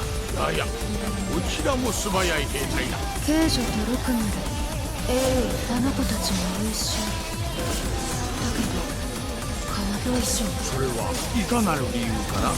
眼球につながってる視神経と脳の接続部分をちょっといじったら、視覚と記憶の連動がうまくいかなくなって、見たもの全てを動く赤い布として認識してしまうようになった。その結果敵だけではなく味方にも攻撃するように進化したの。例えが分かりづらい。それは進化ではなく多分失敗作でございますな。そうとも。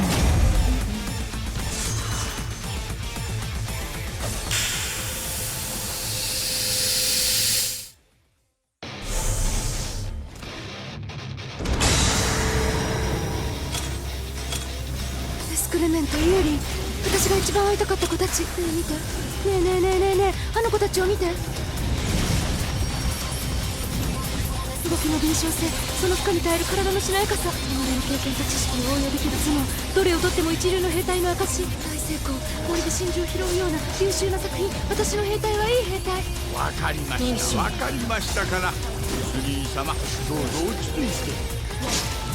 気になったことが一つあるのです。なーに？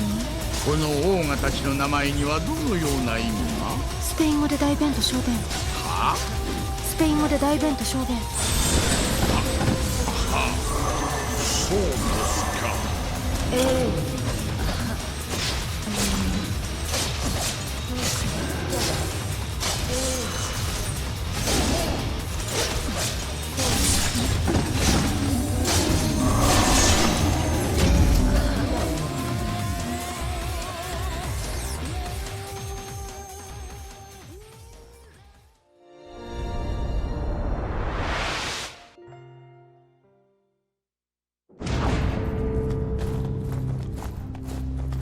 スリー様、次はインプでございますな。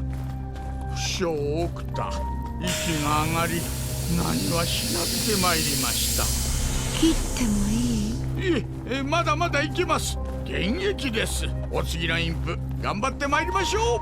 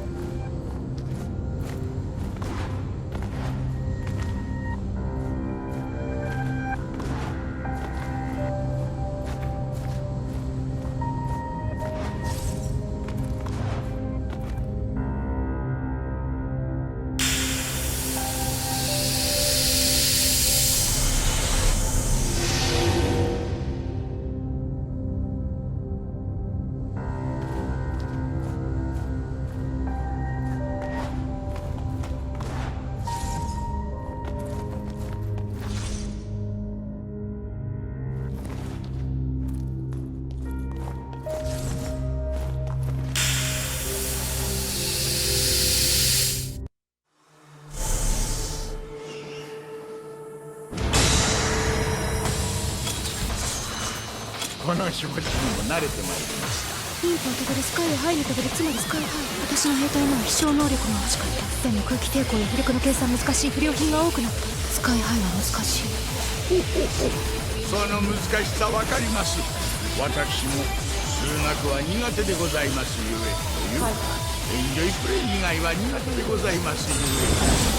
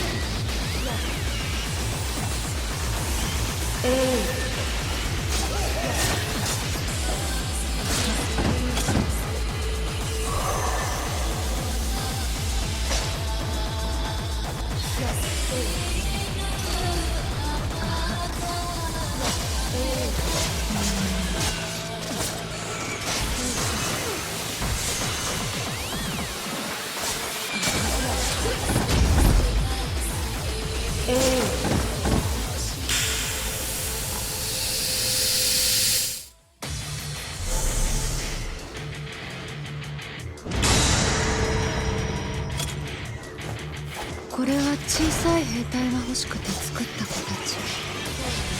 小さきロンド、小型化の実験みたいな。実験してみていかがでしたかな。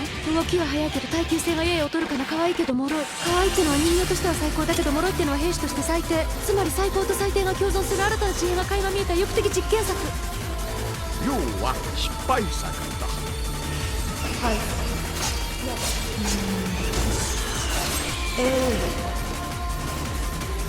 はい。よいしょ。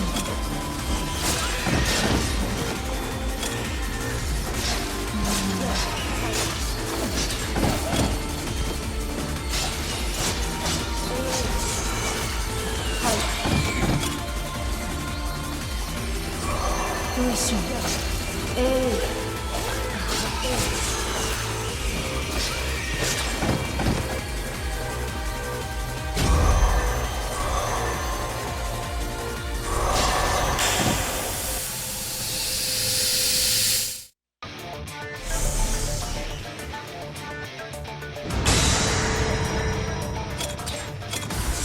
おやつらも随分小さい兵隊ですな。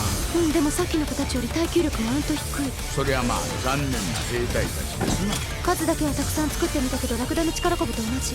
は弱いものはいくつあっても弱い。あなるほど。いつもながら例えが全く分かりません。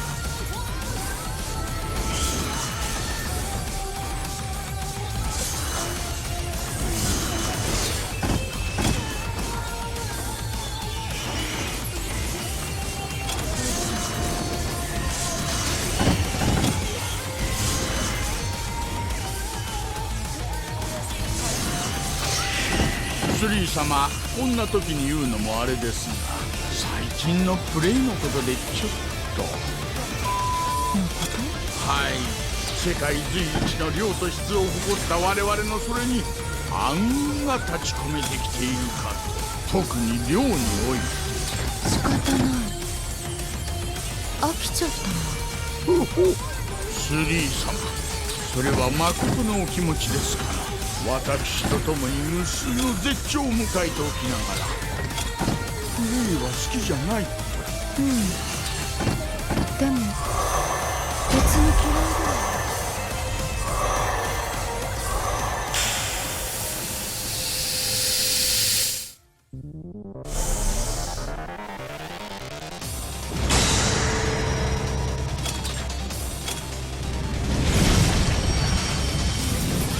大きい子、滝にできる虹のように大きくて強いのが欲しかったから作った。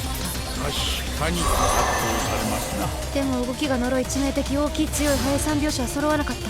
何事も三拍子揃うのは難しいことでございます。長い太い持ちがいい。この三拍子もなかなかどうして兵隊作りは難しい。だからやりがいがあるのかも。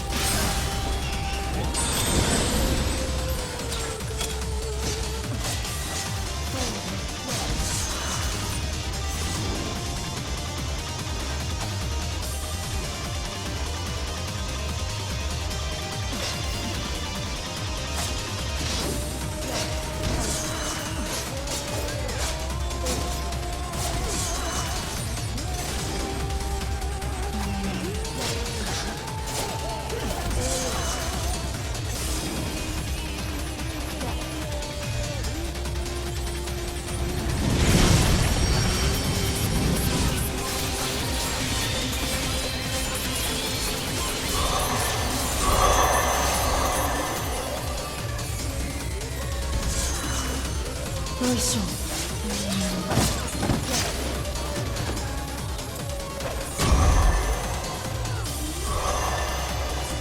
いやしかし敵の数が多かった。疲れましたぞ。私兵隊のおもちゃが好きだから。いえ、おもちゃを作るのが好きだから。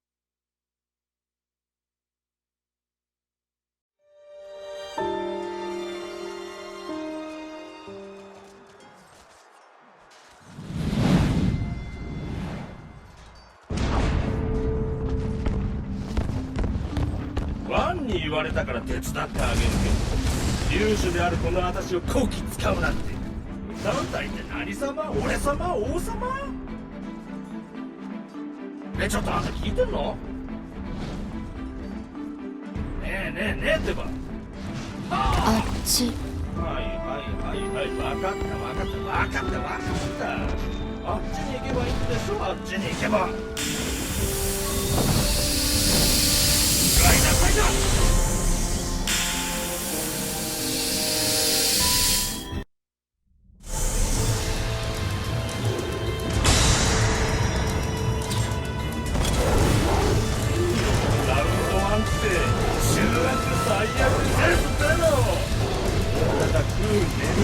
頭にないバカな男が考えるのよ。私こんなも嫌いだし、バカな男はもっと嫌いなんだ。そう、例えたらこのケンみたいな男、さもしげなこの子を作った理由は。どうでもいいよそんなもん。あの人さが全てを頭に入れてない。私には分かる。こういうバカな女の数を気にしてる。魚をきれいにするライナーが手に足音をかけて吹雪だとかね。ああ、死ぬで一遍という何遍でも死ね。倒す。ああ、そうもちろん倒すわよ。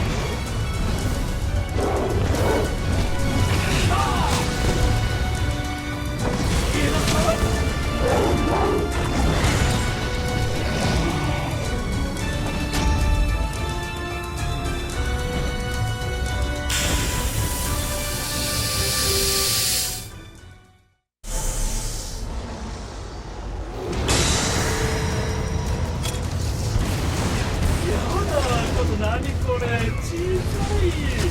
今度は小さなケルベロス。海がないの。ああ、超ウケるんですけど。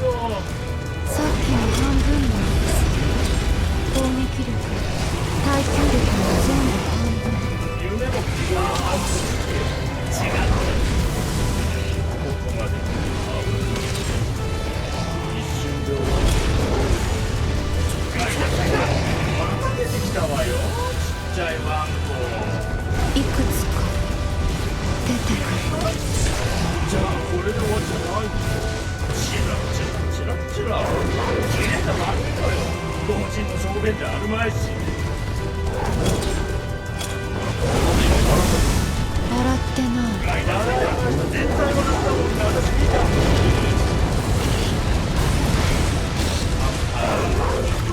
不思議ちゃんですけど、中身がおしくてゃないの。これだけ出れば気が済むんだ。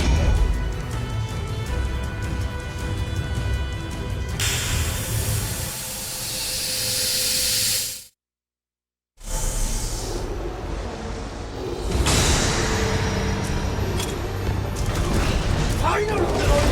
何が最後まで。大体何なのよこの表示。大方くらいでやるしか頭にないバカな女だから。私バカな女をどうして嫌いなんだ。さっき言ってること違う。最後はね、ライナーとはいいからちょっと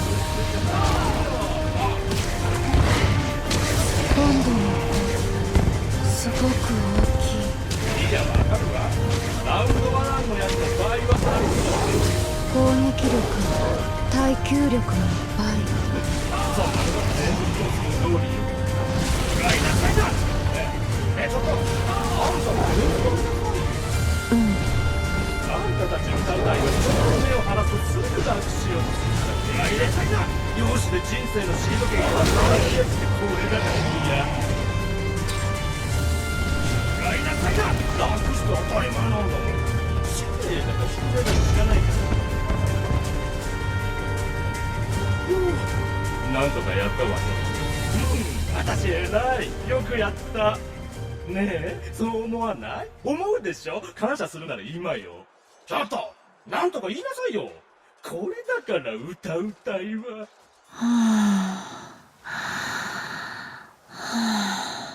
寝てんのかよ。歌姫は不思議なことが大好きでした。中でも人間は特別に不思議でした。歌姫は老人に質問します。どうして人間は戦うの？老人は答えます。わかりません。どうして人間は動くの？どうして人間は考えるの？どうして人間は生きてるの？どうして？どうして？どうして？どうして？歌姫の質問はいつまでもいつまでも続きました。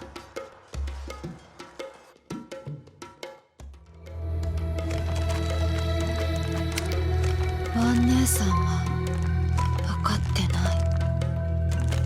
黒き海に沈む月のように図らずや。どうかなさいましたか？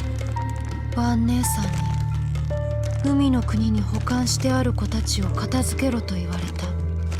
ほうほう、久しぶりに片付ける失敗作は海の国におるんですな。あの子たちはとてもよくできている。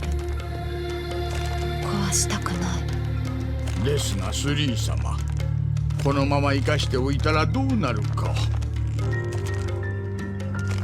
分かってるけど。そうだ、こうしましょう。スリー様、景気づけに私とスペシャル。いや、海の国行きたくない。あの子たちを壊したくない。お気持ちはわかりますが、行くしかありません。戦うしかありません。ワン様の命令がいかに絶対か、スリー様も分かっておられるはずだ。悔しい。そう気を落とされますな。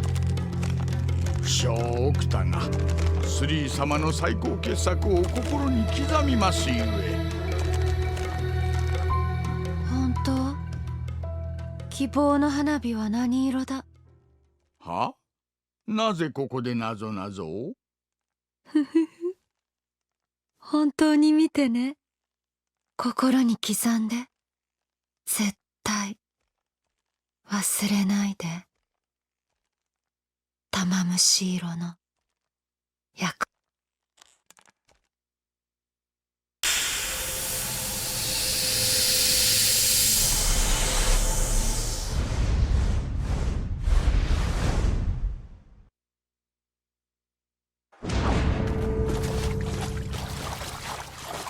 ほほう、コロシアムですな。ここにスリー様の言われた傑作とやらが残されていると。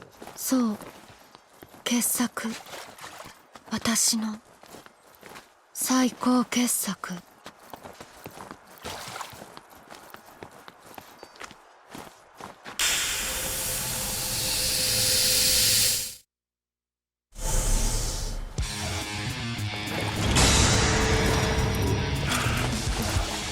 このギガースがスリー様の最高傑作ですか？そう言われてみればとなく高級感があるような。違う。おい、この子たちは普通の子、単なる前座。それは失礼いたしました。不祥この奥田、生のこと以外はとんと見識不足でして。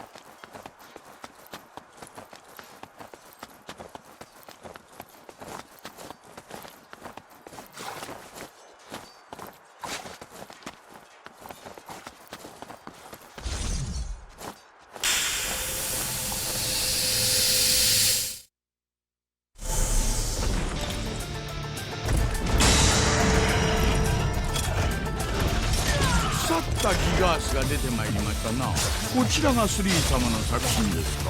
違う。この子たちは単なるパーツ取り用。作品を作る上で必要な素材の残り、食べ終わった魚の骨と一緒。さすがにかわいそうになってまいりました、この者ども。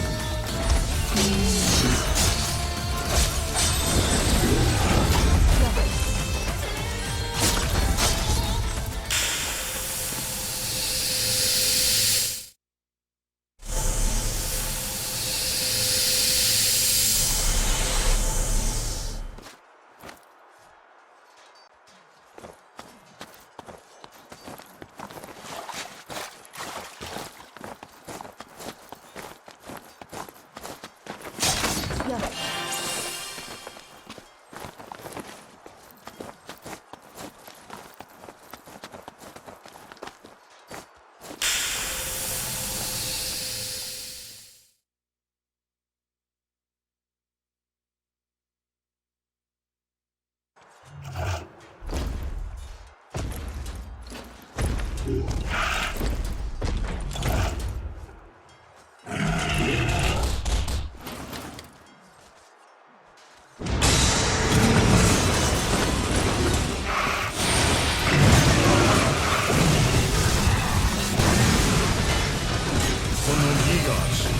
何か雰囲気が違いますな。だっ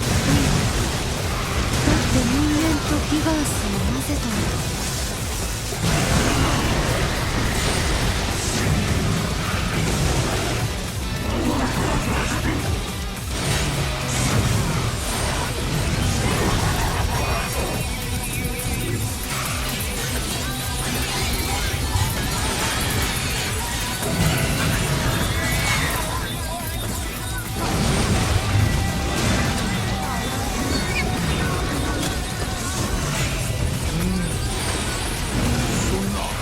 まさか。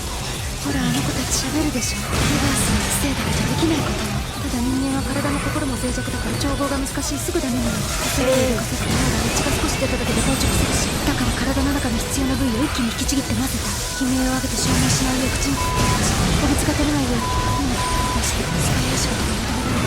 私はやりきった。でもね、残念なことに単純な合体ではうまくいかなかった。人間とギガースとでは強度が全然違うの。両者のバランス取るの難しい。私何度もトライした。ギガースも人間もたくさん殺した。仕方ない。私の大好きな兵隊が作りたかったんだもん。スリー様。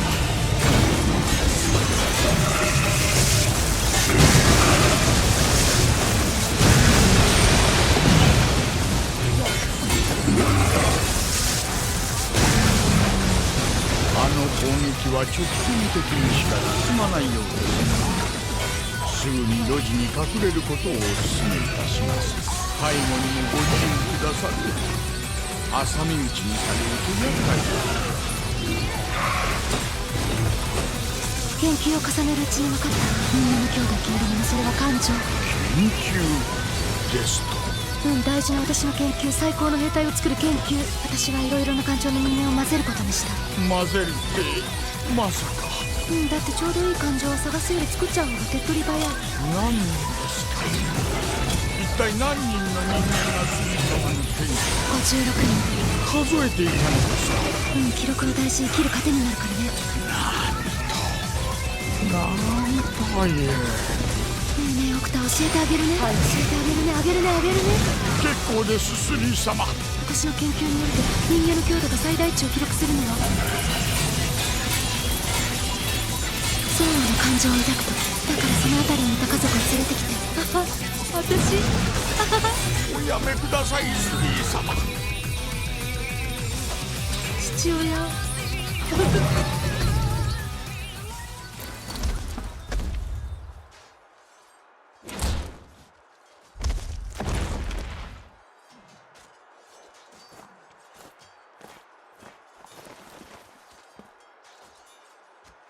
オクタ？はい。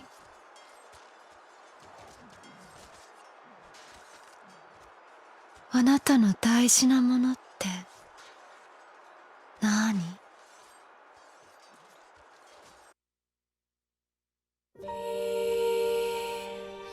ついに人間に手をかけてしまった歌姫の遊びはその後も止まることはありませんでした。老人はそっと部屋から出て行きました。何もできなかった自分を責めながら、壊れてしまった歌姫を嘆きながら。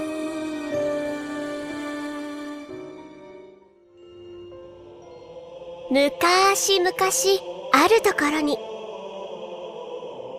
美しい歌姫と中年がおりました。世界の平和と人々の幸せを願う歌姫はあらゆる悪を消してしまおうと願っていました。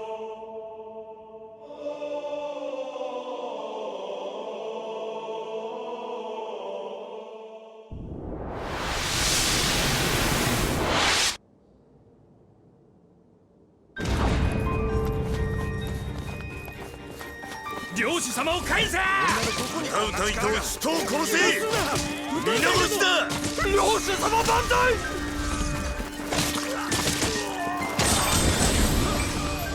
それでフォー様、今日はどのようなご用件で教会に？ここの残党を倒すのよ。一掃するのですね。デカート、そんな風に人をゴミみたいに言ってはいけないわ。失礼いたしました。私たちはワン姉様をお助けしたって人間と戦いたいわけでもまして殺したいわけでもないの。そうよね。その通りでございます。歌うたいごときに何ができる。この国は昔から領主様によって治められてきたのだ。今さら歌うたいの統治などいらぬ。見て、どの兵士の顔もドームに置いて痛ましいわね。全くでございます。激しい憎しみの炎にこの身が包まれる。私はもうデカート、しっかりしてちょうだい。どういたしました。申し訳ございません。私たちはこんなにも冷静で友好的なのに理解されず悲しいわ。やばい状況だぞ。隠してるんじゃない。進め。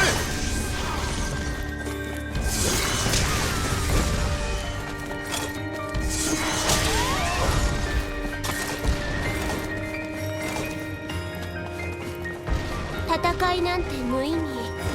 話し合いで解決できないのかしら。私の手はこんなに血に染まってしまった。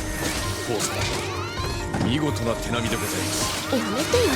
相手が逆上していて何を言っても通じないものだから。ええ、今のはフォー様の正当防衛です。そうよね。ワン姉様のためですもの。仕方ないわ。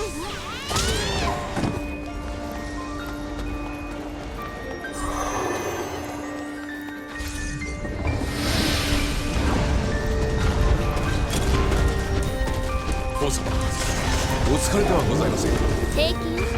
態度がもう疲れて歩けないって気持ち悪い声で甘えるんでしょう。フォー様も甘えていただいて私は一向に構いません。おあいにくさま、女が甘えれば男は喜ぶって盲目的に信じる。私は愚かじゃないの。本当にか弱い女の子はアピールせずとも守ってもらえるはずなのね。トゥー姉様みたいに。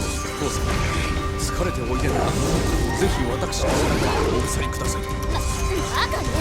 それだと私が今アピールしたみたいになってしまうじゃないの。私の体にあくまで触れてくださらないと。当たり前です。私はハイと違って自分のことは自分で面倒見られる女。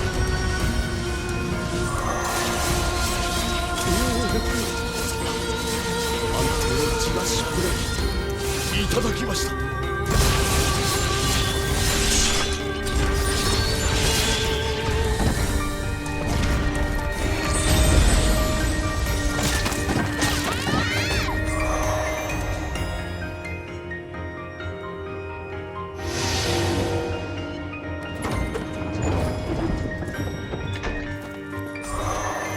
フォー様、次はいずこの地へ参りましょう。まずはこの先にいるガブリエルと合流するわ。ガブリエラ？あら、私デカートに話していなかった？ええ、何も聞かされておりません。しかし問題ありません。むしろそのコーチプレイこそ市場で喜ぶ。ちょっと涙ぐまないでちょうだい。プレイじゃないから。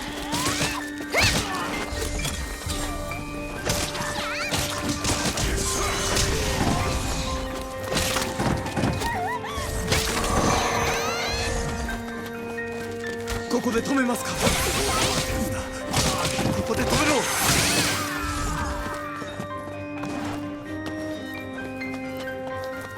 俺が歌うたい子供じゃないか。騙されるなよ。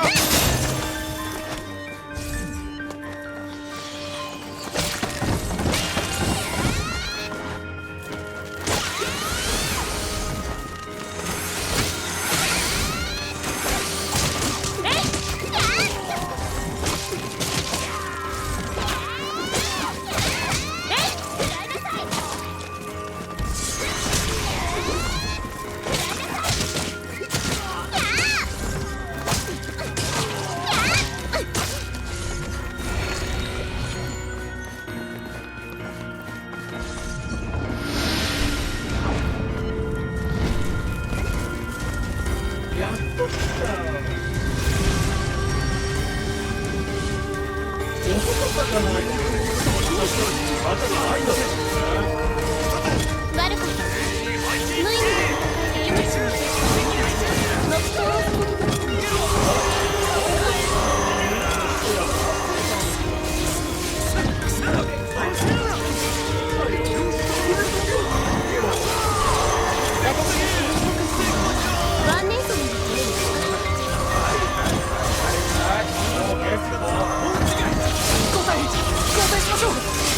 お互い殺傷能力に高い武器を使っていればいけないのに、無知とかでやり合えば少しは冷静になれるかしら。無知ぶってぶとって血のにじむ生傷を温かい舌で舐め上げるプレイ。そういういやらしい話じゃない。いかに犠牲者を少なくするかって話よ。無知無知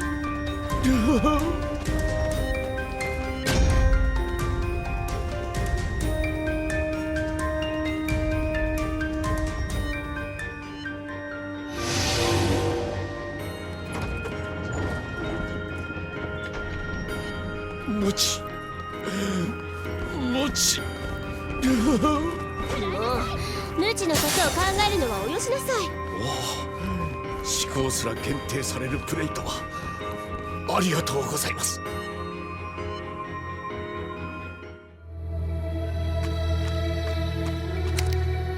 何？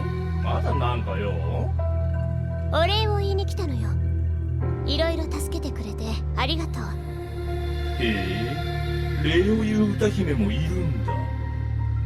姉様たちやファイブは助けられて当然という態度でしょうけど、私は違う。助力に感謝する常識と良識はわきまえているつもりよ。あっそ。でも私あんたたちを助けに来たわけじゃないから。どういうこと？ワンが言うから手伝いに来ただけ。それ以上でもそれ以下でもないわ。はっきりしてるのね。口先だけの感謝よりマシでしょ。いい子ちゃん。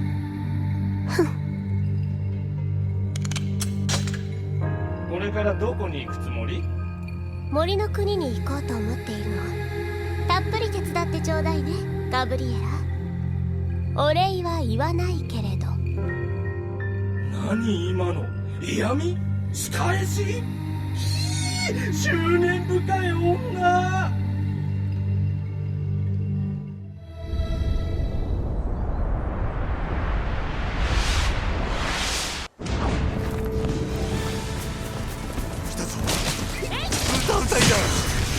忌まわしきウジ虫め、見よ、笑ってやがるぞ。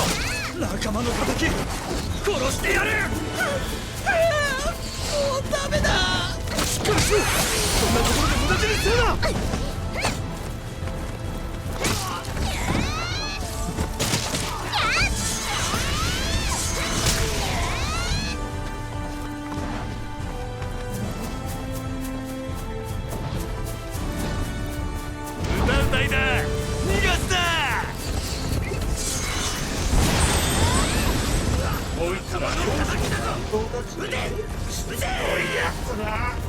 残党だけでモンスターを呼ぶ。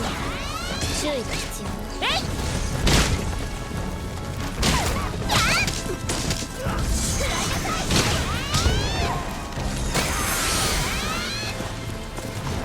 たくさんだ。絶対させろ。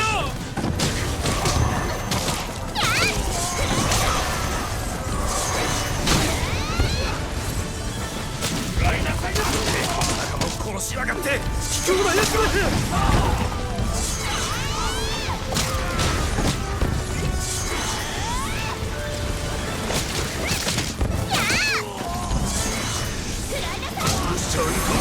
あんな化け物の存在を許しちゃいかんのだ。その通りだ。俺たちで撃ちましょう。狂ってる。あいつだけは許しちゃいかん。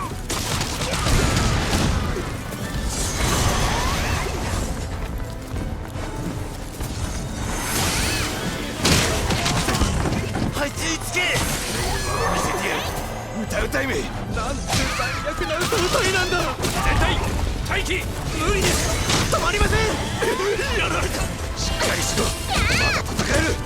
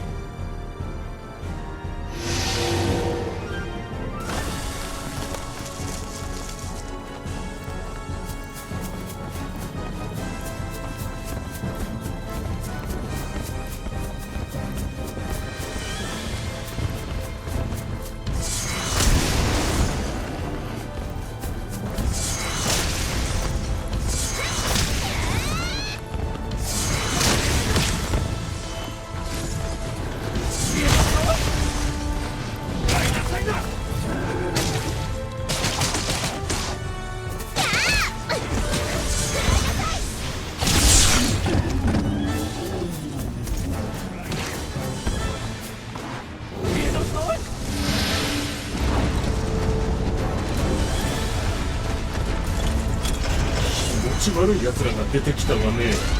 スリー姉様がお作りになったばかり。あんたたち姉妹はほんとろくなおは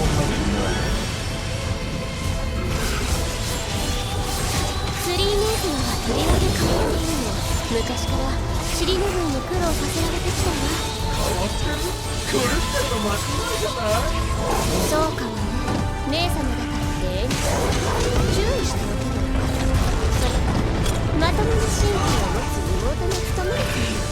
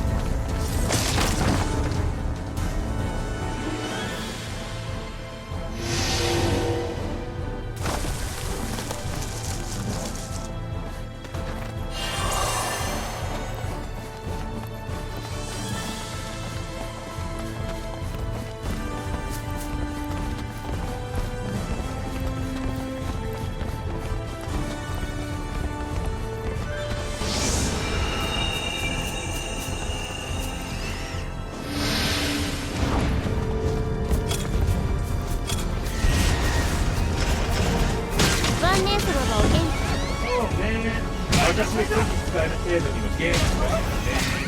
ワンネーさんには世界をよりよく統治するという素晴らしい目的がおありだから、私もあなたも使っていただけることに感謝しなきゃ。あ、出た。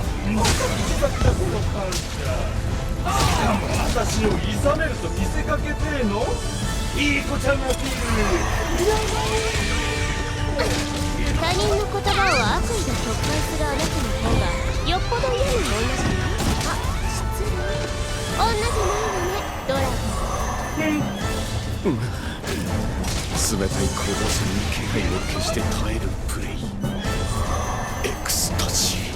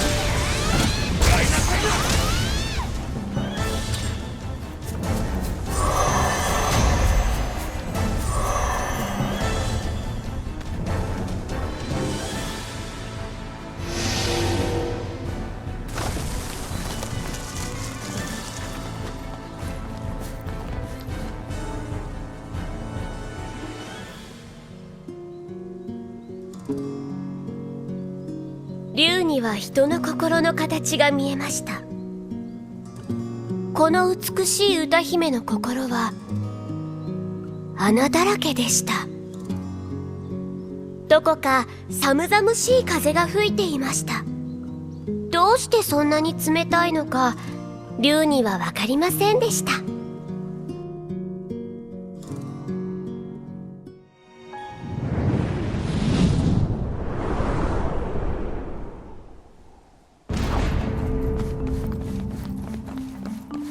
この辺りに漁師たちが宝石を隠したらしいの。探しましょう。宝石ですか。王様、きっとお似合いになりますね。やめてよ。私は着飾ることでしか自己主張できない女じゃないわ。宝石なんて興味ない。ワン姉様の軍資金になると思うから探すの。どちらから参りましょうか。まずは敵のいる場所を探して。人間っていくら隠しても金品の姿から離れられないものよ。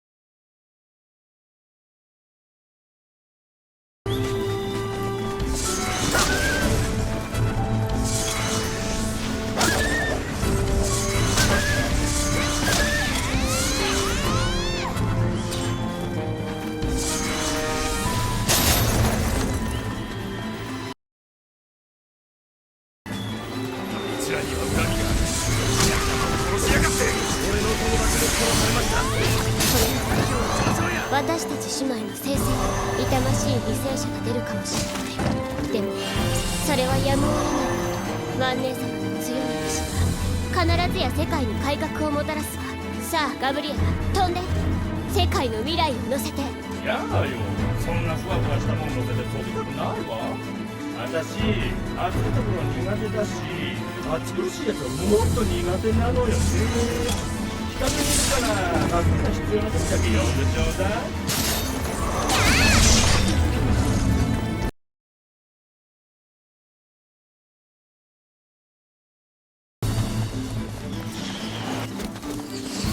陣形を戻せ。急げ。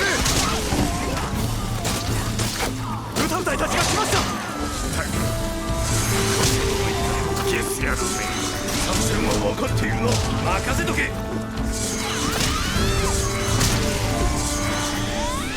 綺麗な宝石がたくさん集まりましたね。ええ、本当に綺麗。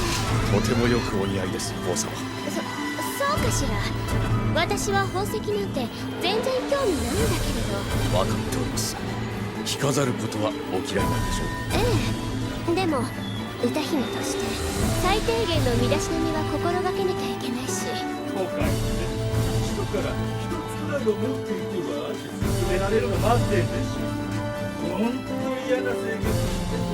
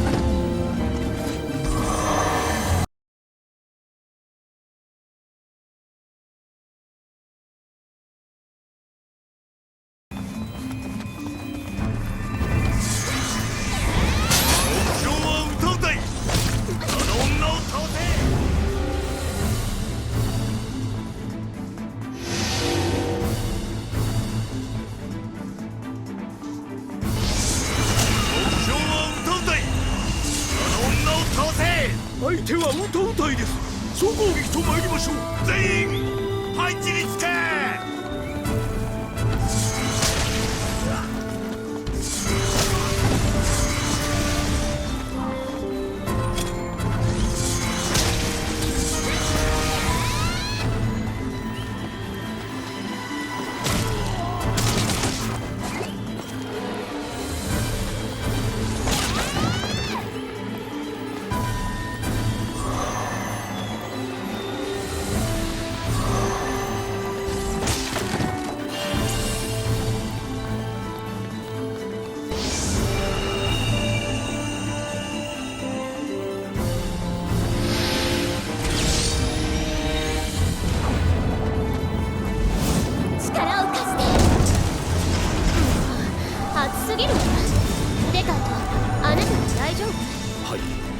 私はさほど。そうよ。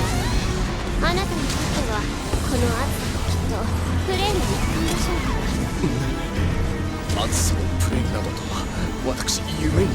隠してるためデカートがプレイのことしか頭にないことくらい私分かってる。怪我がしい。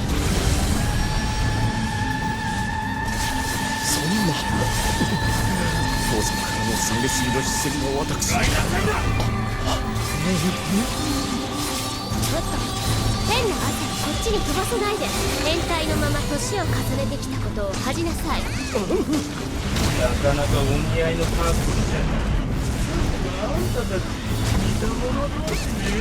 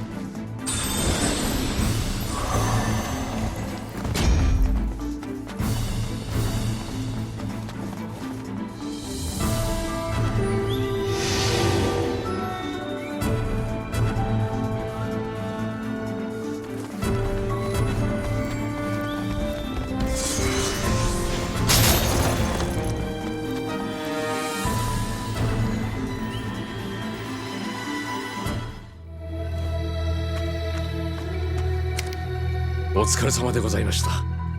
ええ、難しい局面がたくさんあったけれどなんとかやりきったわ。ワン様もさぞやお喜びのことでありましょう。そうかしら。決まっております。本当にワン姉様は言葉の少ない方だから本意が伝わりづらくて。次の戦いですが私に一つ作戦がありまして。別に私褒めてもらいたいわけじゃないのよ。ただワン姉様のお言葉をもっと聞けたらよりご意志に添える気がするの。ええ、それで私の作戦ですが、妹たちの中でも私はとりわけ協力的だと思うのよね。賢明なワン姉様はもちろん分かっていらっしゃるでしょうけど、仮にワン姉様が感謝しているとしても相手に伝わらなければ無意味だと思うの。私はね、あくまでも私個人は。それでデカート、何か言った？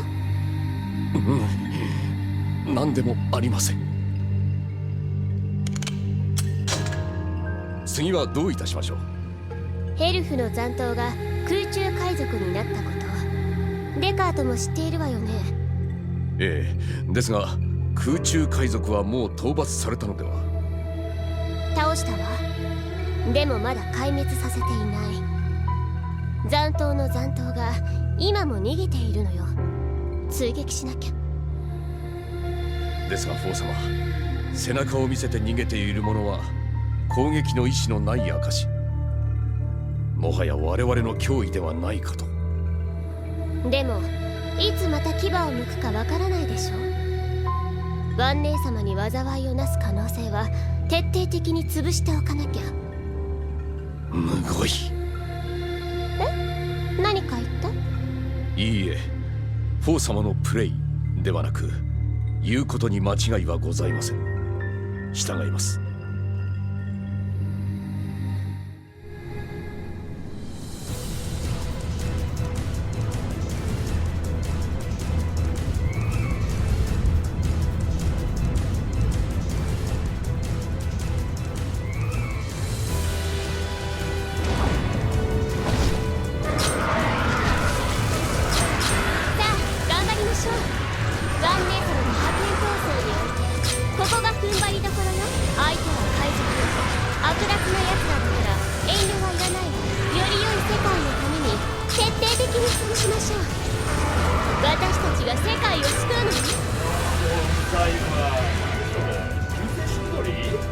逃げてる敵をやっつけてもワンの権威は高まらないし、世界が変わるわけでもないと思うわよ。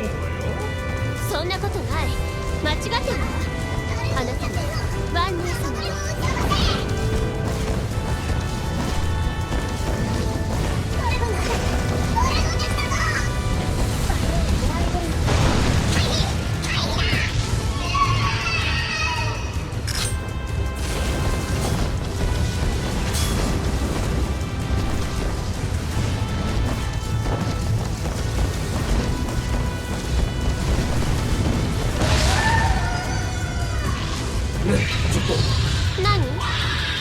じゃない。気にならないのこの声。こんな声聞かされて平気でいられるわね。敵が上げる時の声でしょ。気にすることないわ。私に悲鳴に聞こえるんだね。悲鳴だとしたら何？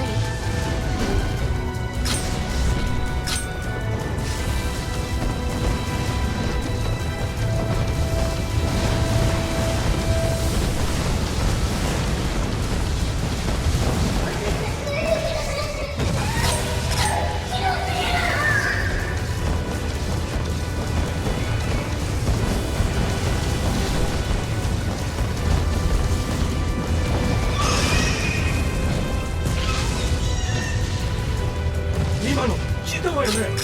何が？やっぱり悲鳴よ。エルフだからってこんな。ガブリエラ、しっかりなさい。戦は己の心との戦いよ。現状に惑わされてはダメ。正義とは何かを自分の心に常に問いかけて。あまり無さ心がないと一つよ。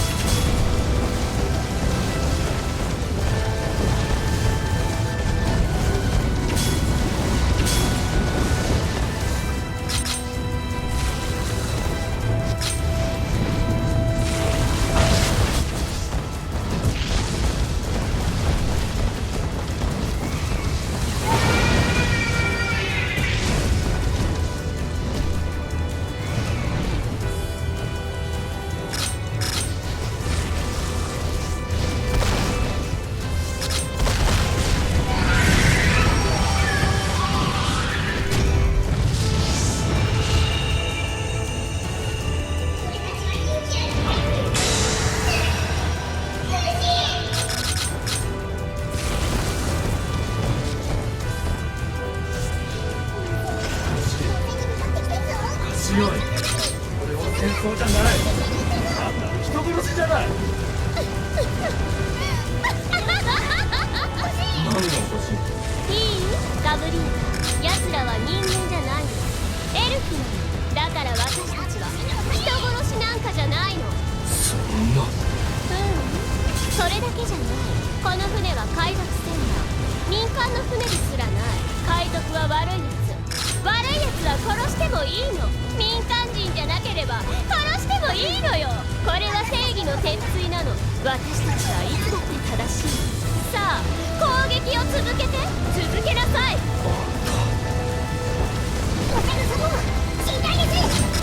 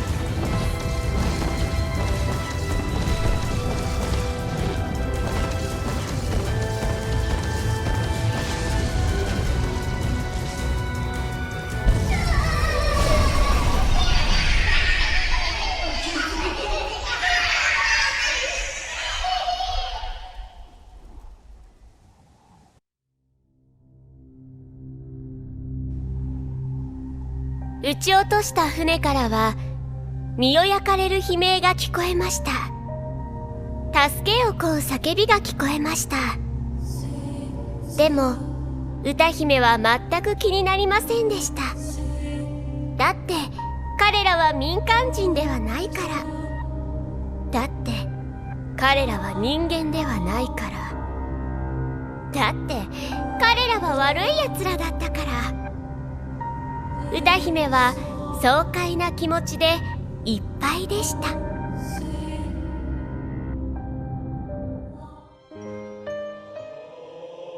昔々あるところに美しい歌姫と少年がおりました。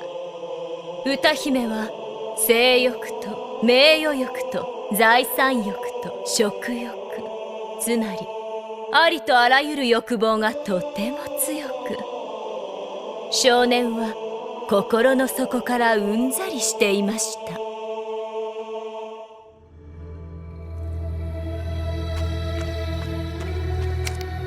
頼んでおいた荷物、ちゃんと全部持ってきたのかしら？ああ、大変だったけど頑張って持ってきたよ。でも少し多すぎるんじゃないかな。はあ、リトってば女性が分かっていないの？お洋服もお菓子も夜の姫事も女性にはなくてはならないものなのよ。女性には？おいおい、一般論にご了承しやがったよ。何か言いまして？いえ、ところで腰が折れそうなくらい重いこの荷物だけど、クソ忙しい戦場に運ぶのはよろしくねリト。やっぱりね。さあ冒険に出発しましょう。奥に行きましょう。普通に言えないかな。砂漠の奥地を目指せばいいんですよね。そうなの。そこで何が待ち受けていると思う？そう、民をいじめる悪徳領主でも倒せばいいのかな。はん、もっとジューンとしちゃうものよ。伝説のお肉よ。は？食べ物？ええ、私が今一番食べたいものよ。どうしても欲しいの。食材探しの旅か。冒険とは呼びたくないな。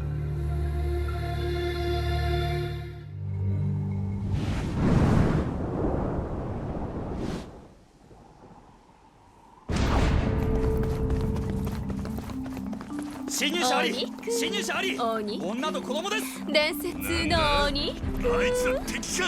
我らの意地を見せてやろうぜ。はい、殺しましょう。ファイブは性欲だけじゃなくて食欲もすごいんだね。そう、ありとあらゆるものがすごい。私。ああ、めんどくせえ。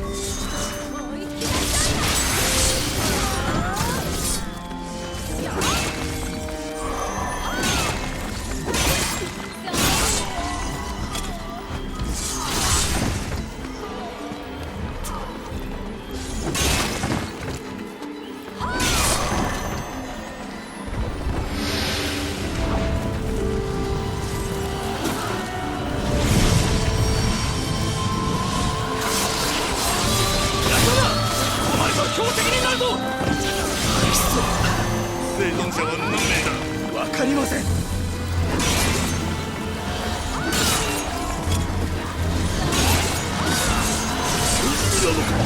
かりません。どこから来たんですか？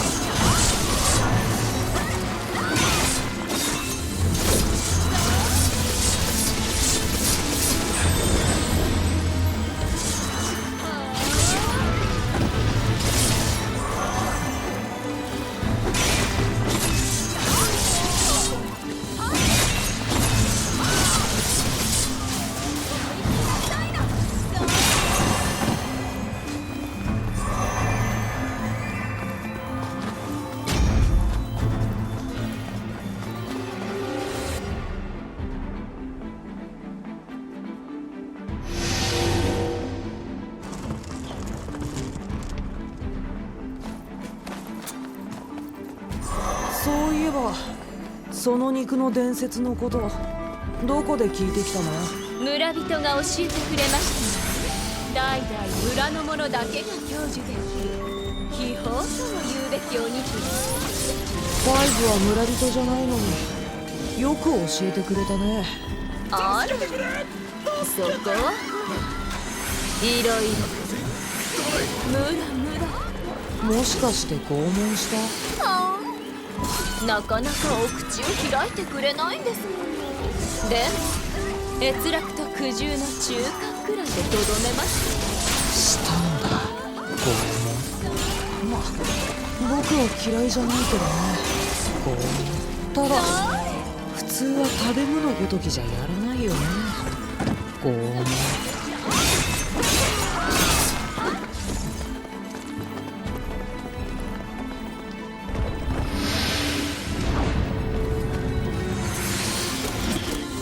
世界を良くするとかなんとかワンは随分頑張っているようだけど、ファイブはどう？ワンの理想の世界は多分君のそれとはちょっと違うよね。確かに理想の完璧な合致はありません。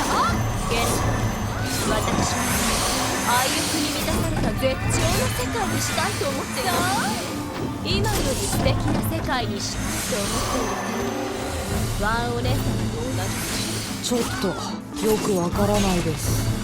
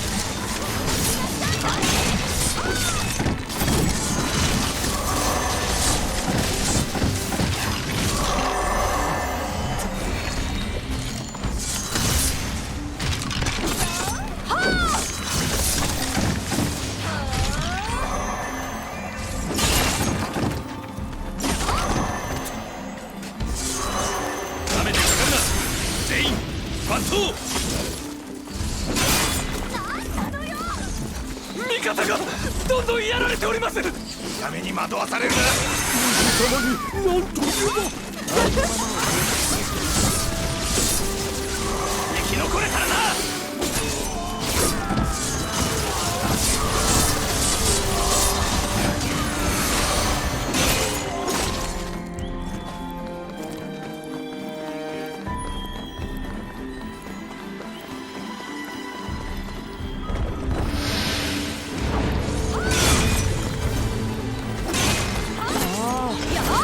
伝説の肉ってこのオーガの肉のこと？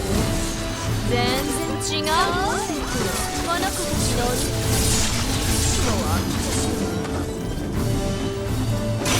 それにしてもオーガの肉が食べられるって初めて知ったんだけど。トゥーお姉様のお作りになったオーガの肉団子は絶品でした。お手製の甘酢あんをたっぷりかけていただくと10体分くらい軽く受けました。だから飽きちゃったんです。トゥーって不戦そうだけど料理とかできるんだ。私はお姉様たちの料理の中でトゥーお姉様が一番花珍しくて奇抜で派手で珍妙で派手で奇抜か。ファイブは自分みたいな料理でも他にお肉も見当たらない。あの村人たちから拷問して聞き出した伝説のお肉はこのオーガのことを言ってたのかしら。だとしたらがっかりですわ。泣きたいのは無駄な拷問をされた村人だろうね。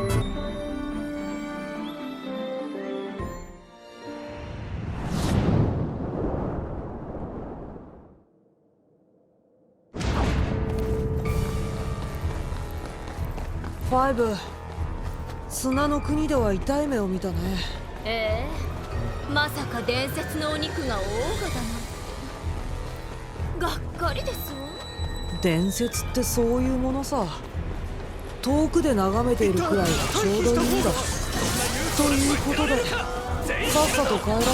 あら、私そんなの嫌。手に入らないものがあるのに帰らないません。ま、そう言うと思ったよ。今回のキノコ探しには期待していますの。この山には舌をとろけさせるほどの名品があるそうですわ。また食材探しか。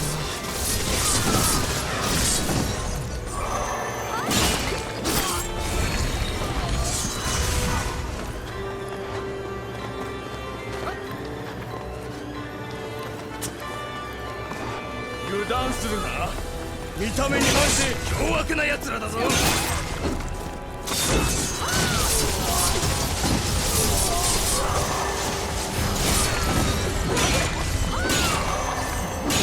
今の国もこいつにやられたのか。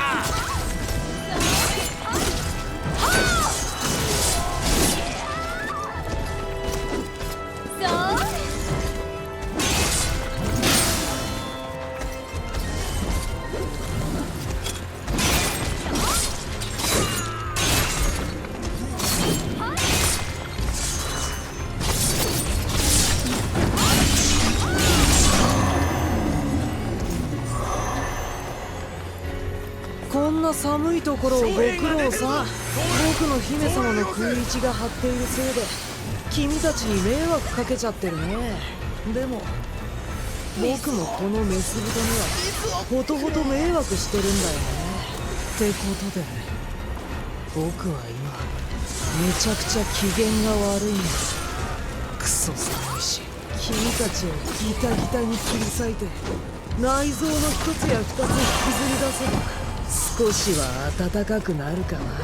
よし。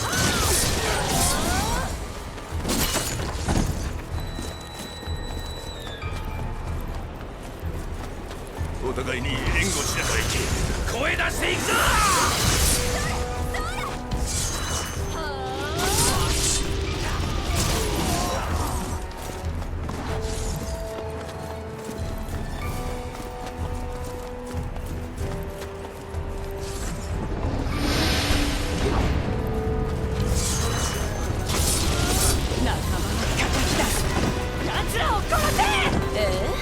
女性の方がいらっしゃるの？ご冗談でした。お顔もお洋服も泥だらけ。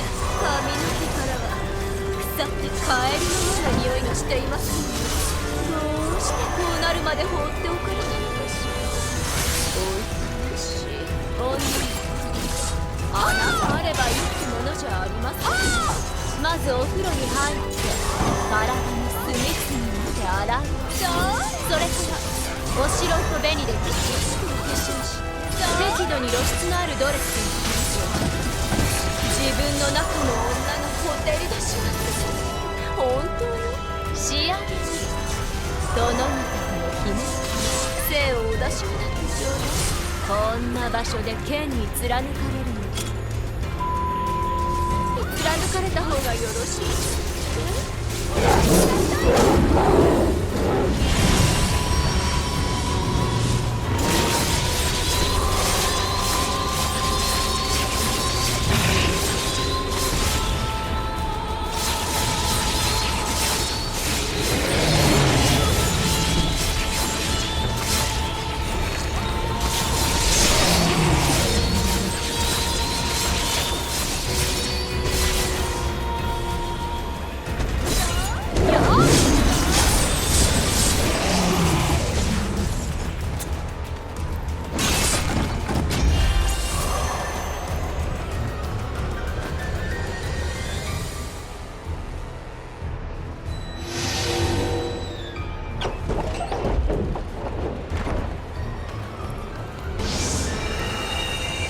あの人たち何者なんですか？命の方、忌むべき者たちだ。しかしこのままでは無駄死にだぞ。チャラチャラと動きやがって。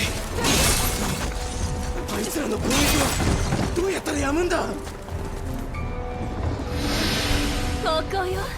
ここにキノコがあるはずなの。間違いないだろうね。キノコ、キノコ、伝説のキノコ。目の色変わっちゃった。こうなるともう手がつけられないんだよね、5は。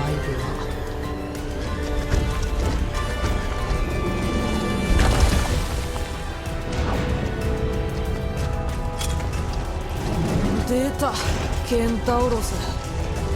めんどくさいな。ねえ5、本当にここにそのキノコがあるんだろうね。さっきから探してるけど全然見つからないよ。あるわよ。だって拷問した村人たちに教えてもらったんだもん。雪山の奥地に行けばいいものがあるって。それ騙されてるよ。どうしたの？このケンタウロスの巣に誘導して僕たちをはめるつもりだったんだ。はめるだなんて、そんなハレンチなこといつ覚えたの？でいけないか。今日の夜たっぷりお仕置きしてあげますから。ふんだりきゅったりだよ。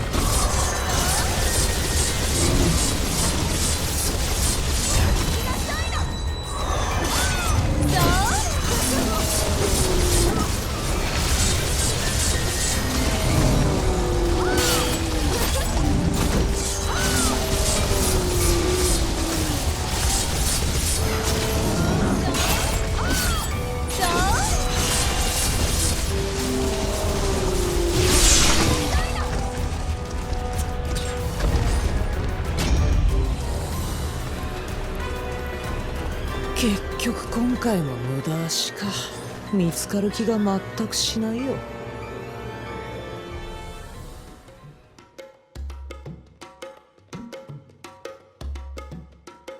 暑い砂漠や寒い山の中を回りましたが、おいしいお肉もおいしいキノコも歌姫は見つけることができませんでした。一緒に旅していた少年は死にたくなるほどうんざりしていました。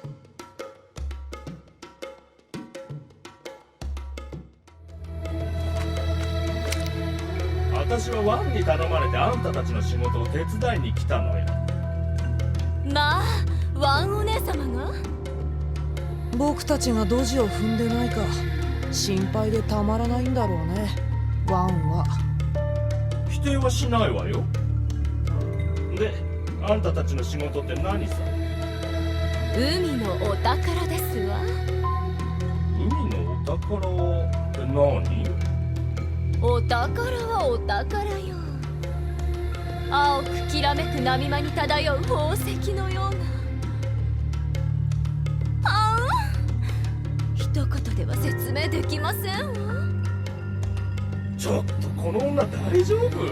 何言ってんの？頭うんだの？大丈夫、いつものことだから。外れだわ。この仕事絶対に外れ。じゃあとっととお仕事済ませちゃいましょう。どこ行けばいいのかしら？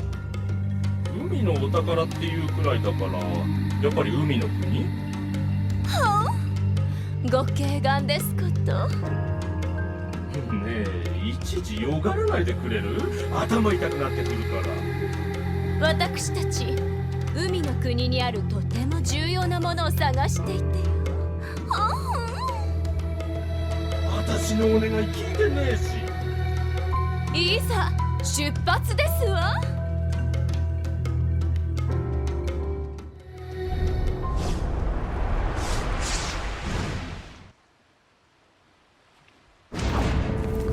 あの胸はどうせ作り物だ。俺素敵な海、素敵な空、心も体も離されてどこまでも飛んでいけそうですわね。飛んでってもう戻ってこなくていいよ。決めました。ワンお姉様が世界を統治なら私がこの国をいただきます。やめとこうよ、こんな国。磯臭いし体中ベトベトするし気持ち悪いよ。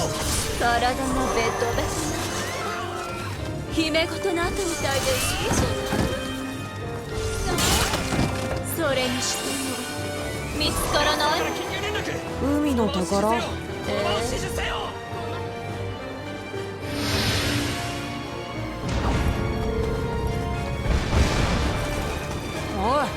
ちょっとそこの竜。うっさいわね。何か見りゃわかるだろ。僕ら戦ってんの。手伝えよ。あんたの姫は手伝いなんか必要なさそうだけれど。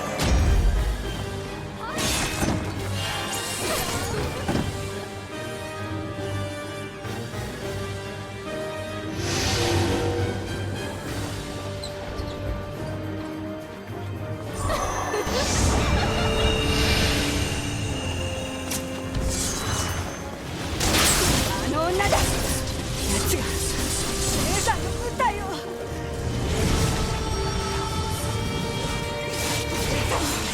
叩け。あなたのお姉様は私。ご冗談でしょ。私こんな子供には手をあげませんよ。もしかしてあの愛おしいヘダーのことかしら。殿方よりもひどい格好をしていて臭くてとても女性には見えなかったので。あれ、姉さんを侮辱するな。私はたった一人の姉さん。ねえ、ちょっとお待ちになって。あなたもひょっとして女性なの？まあおいたわしい姉妹ね。もう少し女性としての美と愛嬌があればこんなところで悲惨な仕事をしなくて済みます。本当におかわいそう。奴らこの国を滅ぼす気か。行こう。今どうされるだ。行くぞ。はっ。待ってくれ。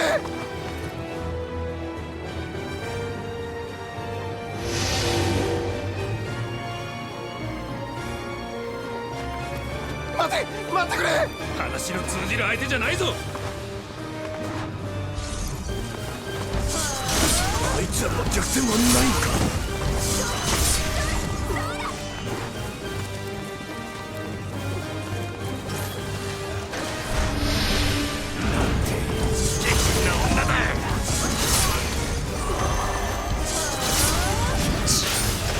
ギガースか。こっちのでかいやつが必要だ。多いじゃないんですよ。面倒くさいこと言ってないで手伝ってよ。お願いします。あ？物を頼むときの態度に言葉があるでしょ。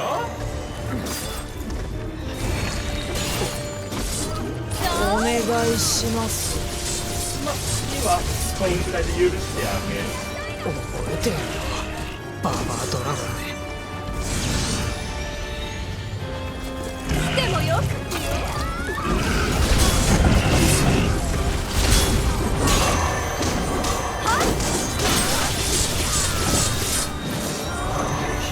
女に生意気なガキがこんな奴らに攻め込まれるなんて。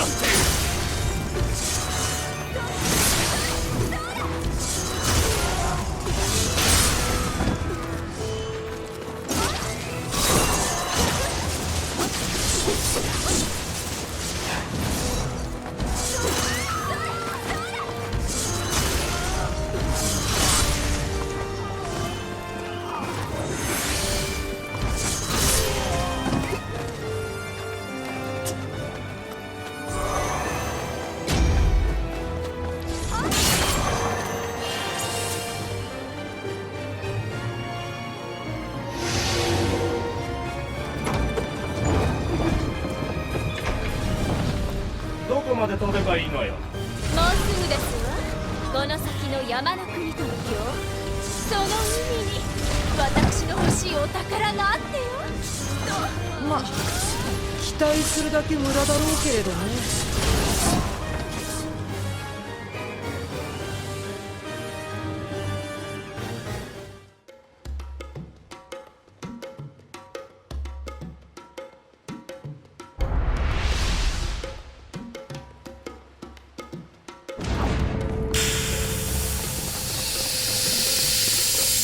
あんたたちの言ってた海岸ってここのこと？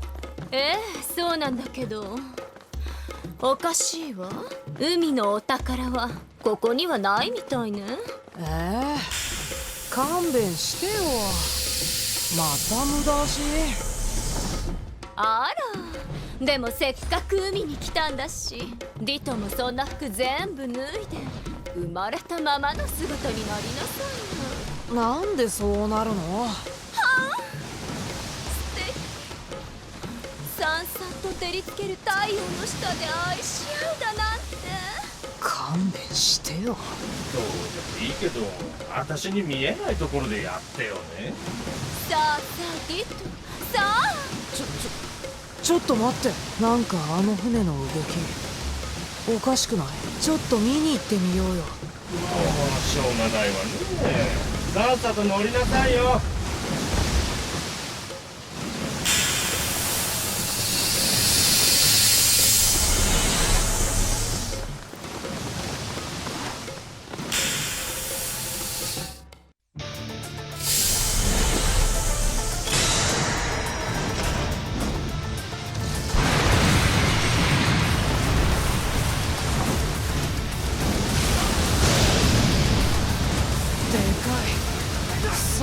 醜悪。なんだこれ、カニか。やっと見つけましたわ、海のお宝。ってことは海鮮。5にはこれが海鮮に見えるわけ？大きくて素敵じゃない。でかすぎるでしょ。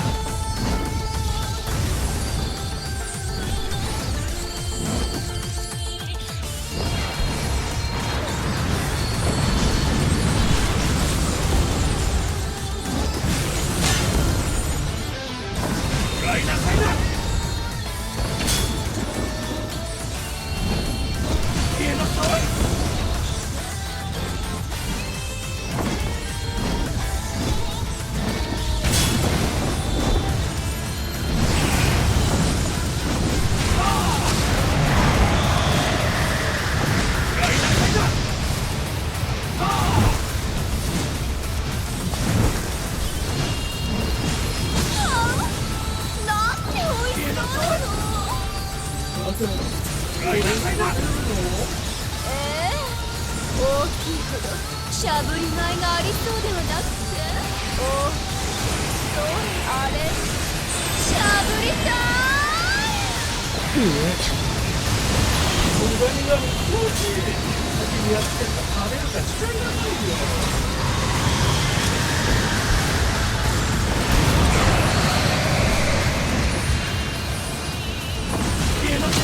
バンが言うから仕事を手伝いに来てあげたけど、なんであんたがカニを食べたいだけじゃない。ああ、このお食事だって立派なお仕事ですよ。だって素晴らしく美味しいものを食べ、私のお肌がきれいになる。領民のみんなだって喜んで付き合ってられないわよ、まったく。どうか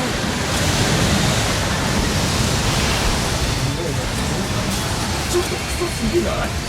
そりゃ海鮮だからね。磯臭くて当然でしょ。嘘くさいだけじゃないで。腐っているのではなくて、本当だ。びちょびちょのドロドロに腐ってら。高級な食材が腐りかけが美味しいのよね。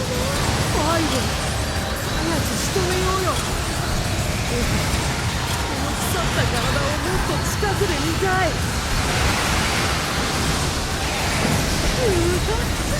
あの足のあたり完全に腐ってネバネバしてる。一応そこも持って帰りましょう。風お姉様ならきっとうまくお料理してくださるの。糸引いてるよ。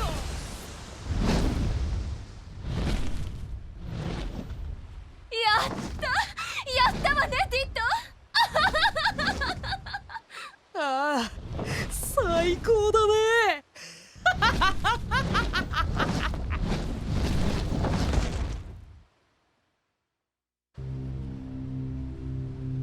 大きなカニを無事に殺した歌姫たちは早速カニを焼いて食べることにしました。ああおいしい、ああおいしい、ああおいしい、ああおいしい、ああおいしい、ああおいしい、